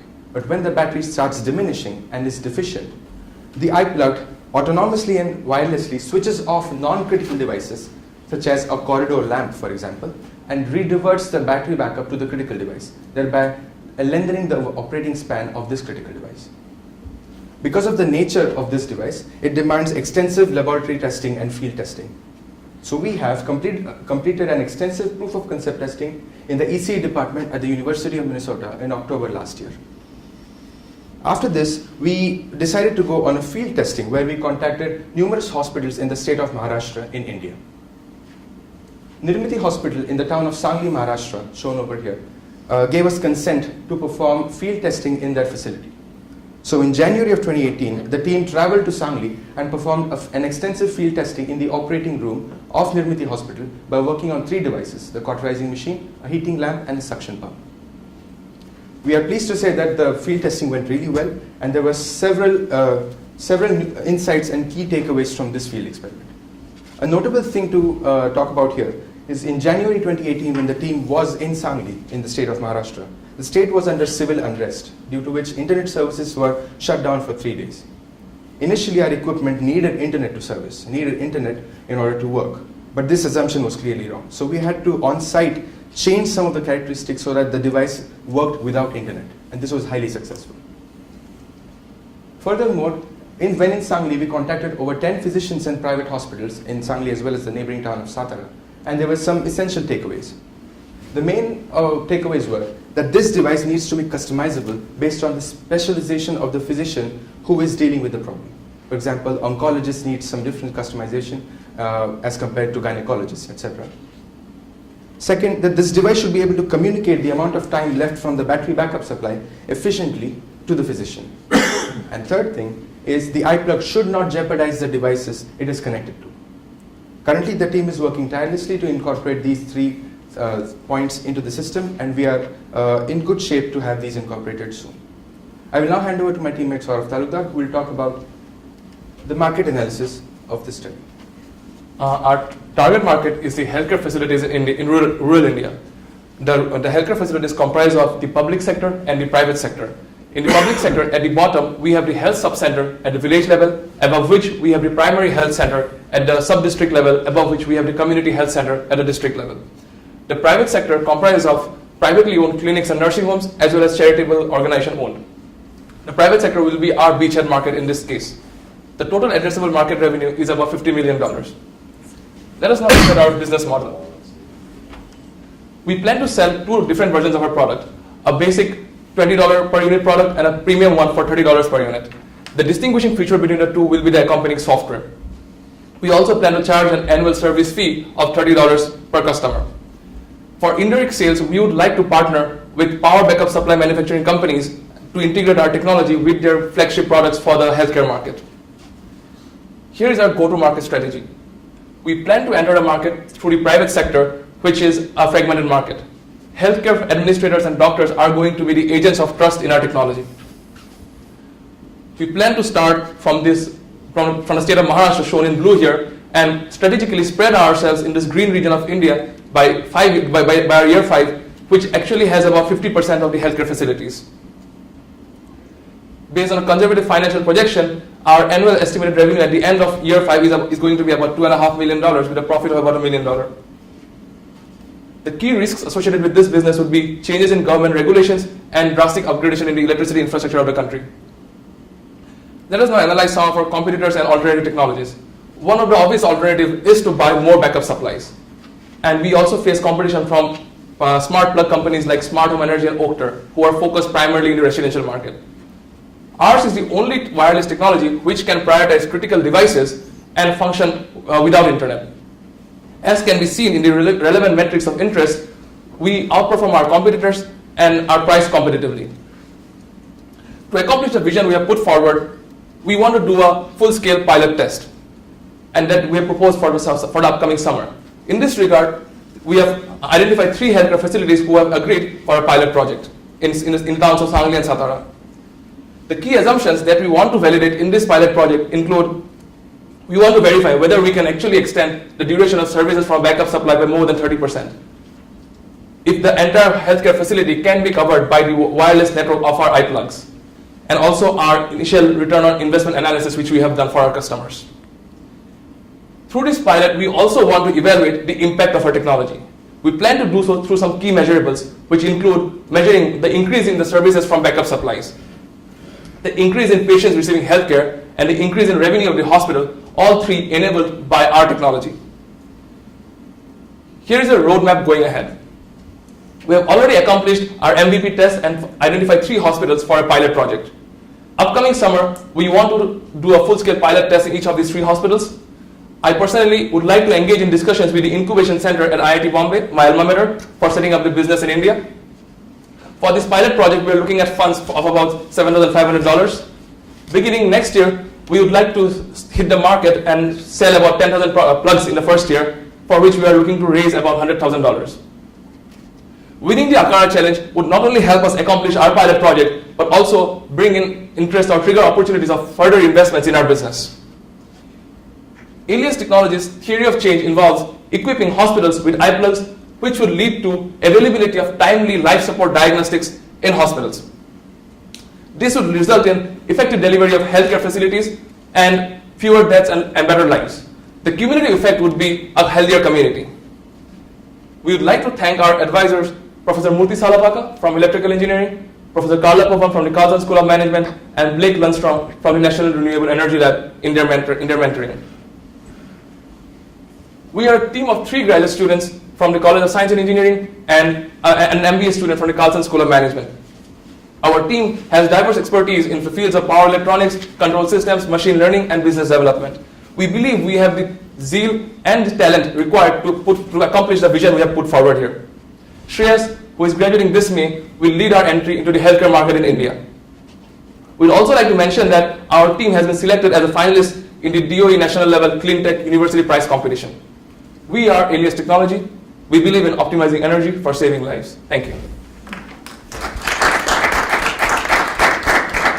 This is a prototype that we tested in Sangli. I can pass it around if you want to take a look. Okay.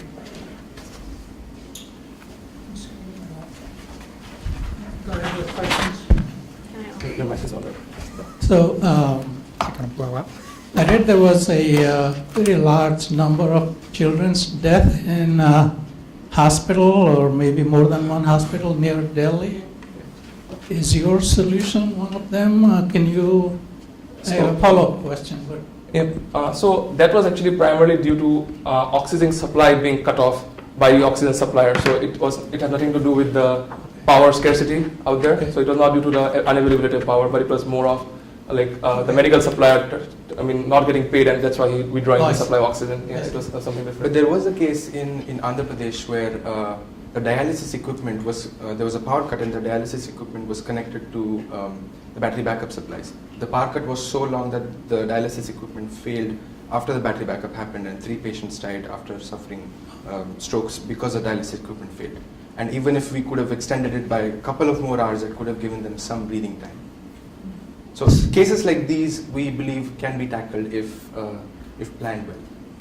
So my question, next question, has to do with what part of this technology you developed under ARPA, and then to compete with these companies you showed or new companies in India coming up, how will you stay competitive in terms of maybe developing new technology because the wireless technology is changing, and also how will you reduce costs? So what kind of things you're going to do to stay technologically and cost-wise competitive?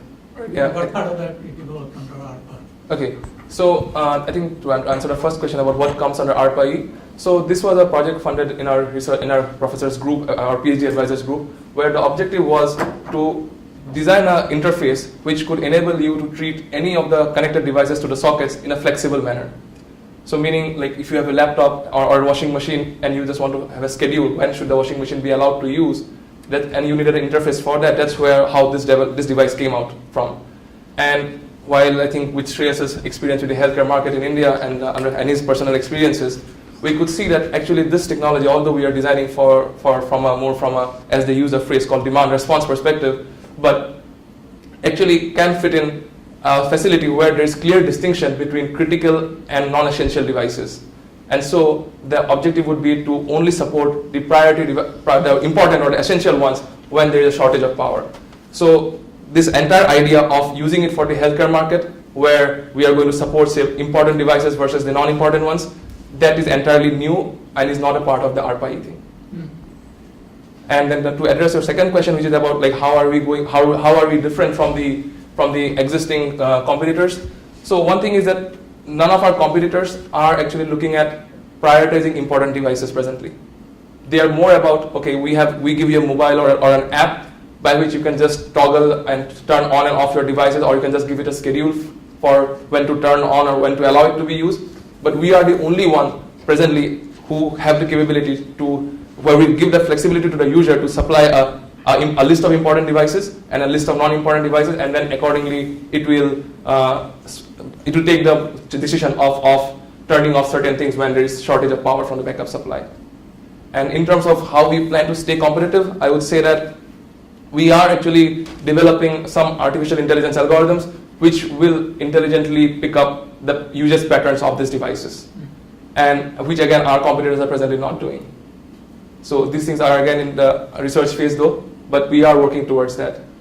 And from a wireless point of view, the point you raised, we are or have been at least questioned by people about the security aspects of things, and how are we going to make sure that say nobody from an intruder doesn't have access to the devices in a hospital, which is very important. I mean, nobody should have it. And so we are trying to explore algorithms, like for example, what we do in this chatting kind of a service where all of us once have a central server, but once the central server authorizes, then we can just communicate to each other. So we are trying to look at some of those ideas which are presently being used in messaging apps or services and bring it to our technology from a wireless technology point of view.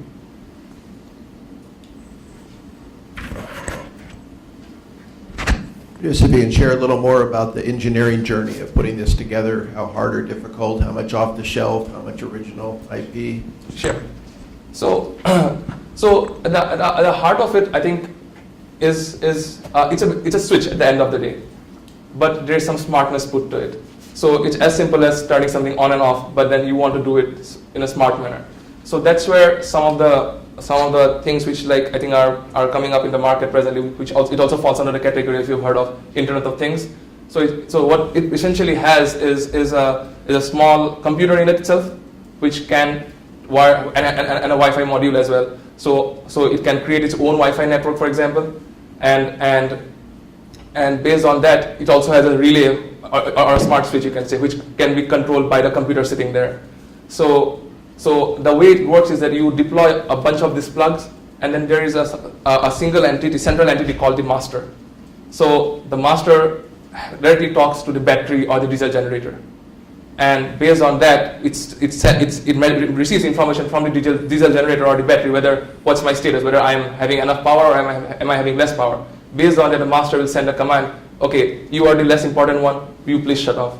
So that's how it works. And in terms of challenges, I think the key challenge, I would say, because I think this happened through a research project, so the initial hard work was mostly in putting up this Internet of Things kind of platform where devices can communicate to each other through a Wi-Fi network, which was pretty new for us in that regard. The other challenge was, I think, once we went back to India, because presently we were actually using the internet network in Keller Hall, and so we didn't have to set up our own Wi-Fi network.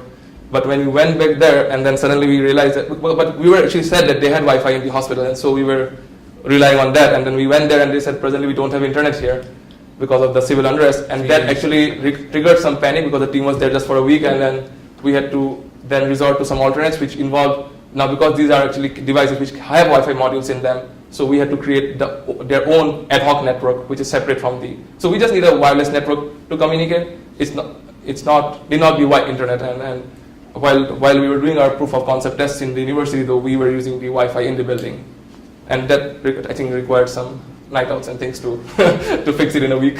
Some of the algorithmic changes and hardware changes had to be done because the specifications in India for devices were different from the ones in the Yeah, that is I think, a good point. So we had to go and purchase equipment that could seamlessly integrate into the Indian perspective. Like our lab tests involve testing in 120 volts, while when we back there, we had to change to 240 volts. So. And that was pretty seamless because all it needed was the device. Hardware was categorized in the range, but the software needed to be calibrated with thresholds accordingly. So since that was done, it was pretty seamless. The rest was just screwing equipment and dealing with the civil unrest problem, which was one of the major ones.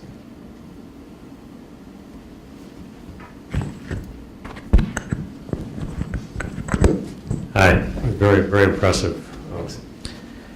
Couple questions. One, could you expand a little bit for me on the Tuesday no power thing? Like sure. Tuesdays they just don't right, air yeah. or I something? think Shreyas can talk more about because it's his hometown. So it's a term called load shedding, in which they divert power from a specific area towards the industrial and some of the important areas that they deem that has to run. So certain parts of the town are shut off for a given day. The part where this hospital used to lie has been given Tuesdays. The others were Wednesdays or Thursdays. I see. So the industrial corporation gets the rest of the power. Oh, I see. It's other different days. So at any point of time, there is someone who's been shut off. Got it. Okay. All right. The $30 fee, once somebody has it installed, what's their motivation to pay you the $30 fee? So the reason is that we are going to provide on-site kind of support, because like these devices are going to be connected to say or are going to be responsible for a very important functioning of the hospital, and so we believe that our customers would want on-site support, meaning and also the other thing we want to put there is that if they agree to it or say agree for the subscription plan of servicing, then we will be running data analytics algorithms for fault prediction. So even before our eye plugs go bad, we would like to detect it and go and replace it well ahead of time rather than something going awry. So that's the reason that we want this service fee. I have had some experience in working with companies in Cymer and GE, where my main project was fault tolerance algorithms. So I have designed fault tolerance algorithms from lasers up to corrosion under insulation devices, where they are predictive algorithms. You see some signatures coming up, and then you see if 3 or more signatures are coming, or there's a trend that is going to mess up soon. You just take some preventive action. Things like these could be extremely beneficial if they subscribe to our plan. And so that data would be fed to you how? How would that be fed to you through the internet or through, how do you? Yes, so I think the you're monitoring their devices remotely. So like we, as I said, we have a master. Yeah. So our master will be collecting data from we use the word slave. I don't know if it's the right good word or not, but these devices are, the individual plugs are slaves and we have a master. Yeah. So, and the slave send data to the master, and we will put this algorithm in the master, and it will make some, say, comments or do some analysis of the data that is receiving and say that, okay, so maybe that this plug is not doing as good as it should be. Okay, all right. And then, help me out with the Wi-Fi coverage thing. You set up your own little hotspot wire Wi-Fi thing? Each of those boxes is capable of setting up their own Wi-Fi. Its own Wi-Fi, yeah. Okay, sure, got it, okay. And then, there was somebody you flashed on the screen here, like a slide ago, that wasn't in your report. Could you go back to that? Yeah, yep. Blake? Yep. Blake? Yep. Tell me about Blake. Yep, so I think because we acknowledge the support of ARPA-E, and this research grant is shared joint. So it's a joint grant between the University of Minnesota, led by our PhD advisor Murthy Salapaka, and NREL. And so because it's a joint grant, so both of them are PIs in this grant, and so we acknowledge both of their support. And also we would like to add that some of the laboratory tests, after we did the proof of concept test at the University of Minnesota, we did it at the National Renewable Energy Lab, because they actually have a home which has appliances like ovens, washing machines and things. So we did test our device out there as well. So as a reassuring test after the UMN testing, we sent it back to. Because in our lab we were just using artificial loads like resistors and really ideal kind of device loads for experiments. But we went there to work with realistic loads like fridges and washing machines, dryers. They have a home out there for these kinds of tests. So we did use I see, sure. Yeah. Okay, and then I know this is kind of going longer term, and none of us can predict what we're going to do tomorrow, let alone next year. But do you two guys see yourselves as like this is going to be your company? Like this is going to be something you're going to do? Yeah, we'll be. I think do see that, right? Yep. I'm graduating in a couple of months. He's graduating 2 months after me. And you hope that this could be your gig, right? Yeah, that's what we believe in. Yeah. Okay. All right. Okay. We're good.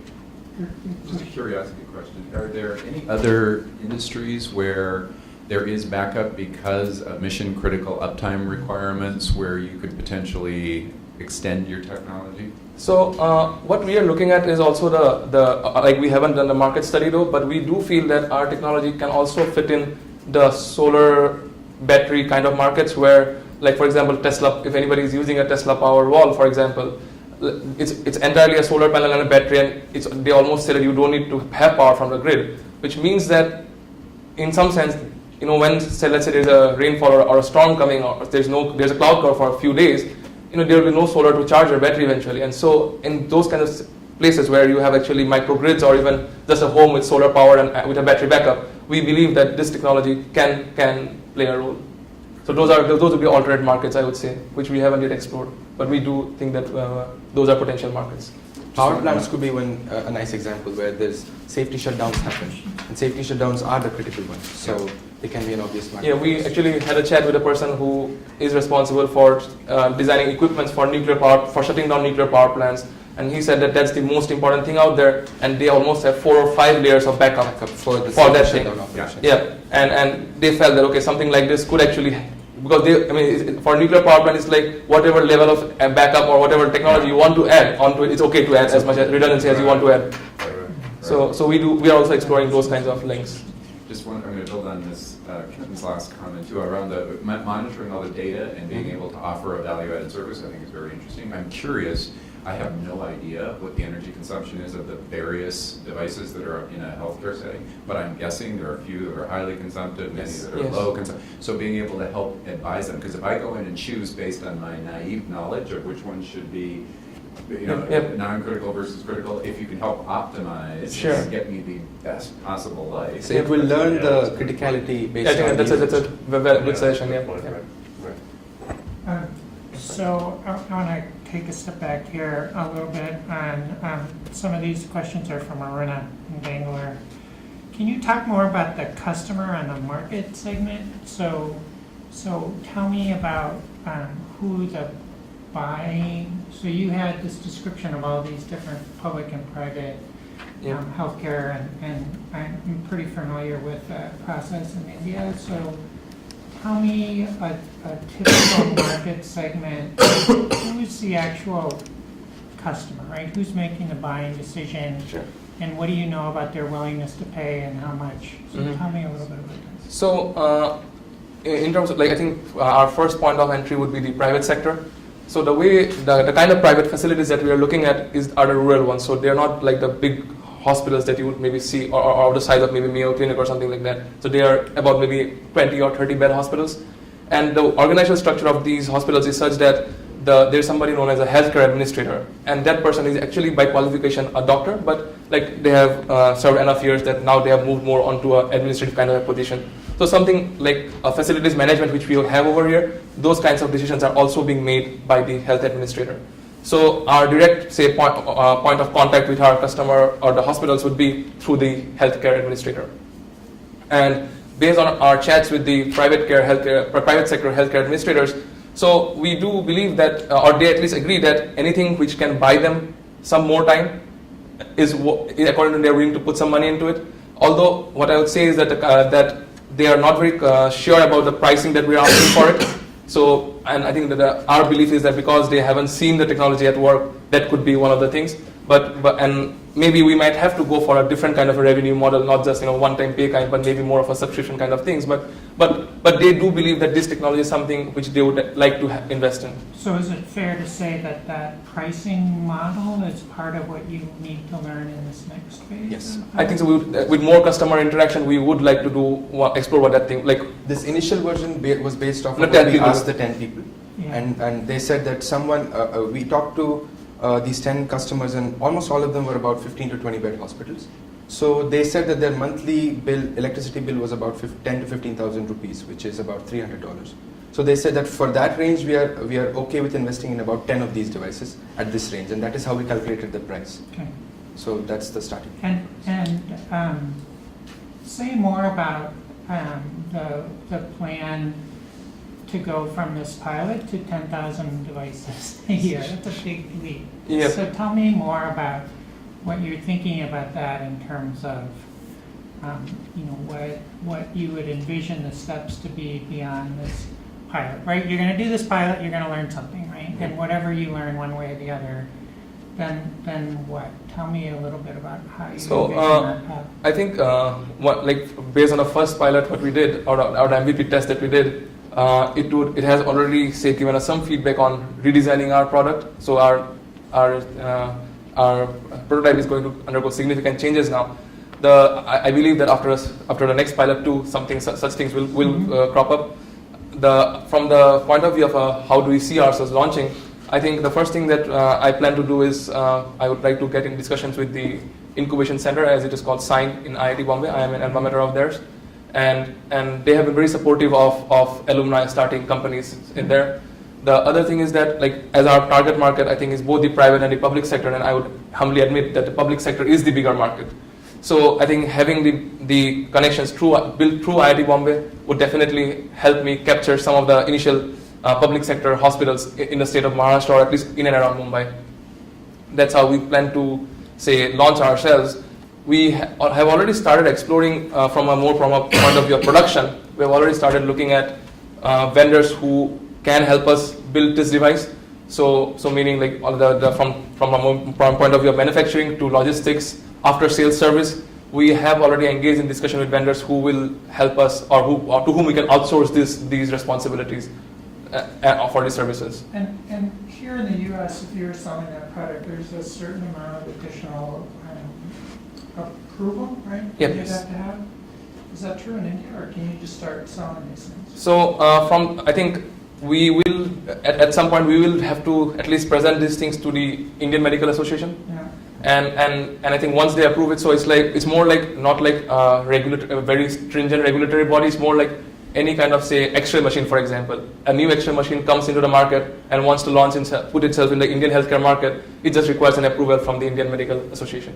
So it's not like, an ISO or some CE standardization body, though. Yeah. And most of the scrutiny is is... the same as a medical device. Yes, I was about to say that. Most of the scrutiny that goes into equipment that deals with actual human interactions, or biological samples. Yeah. This is a power supply equipment. So as long as it abides by the power ratings of the equipment, that is what we believe will be the regulatory part of it. Questions? All right, awesome. Thank you. Thank you. Nice job. Bye, Runa. Night. Shut it down, we're good. We're all good. It's 11 p.m. Yeah.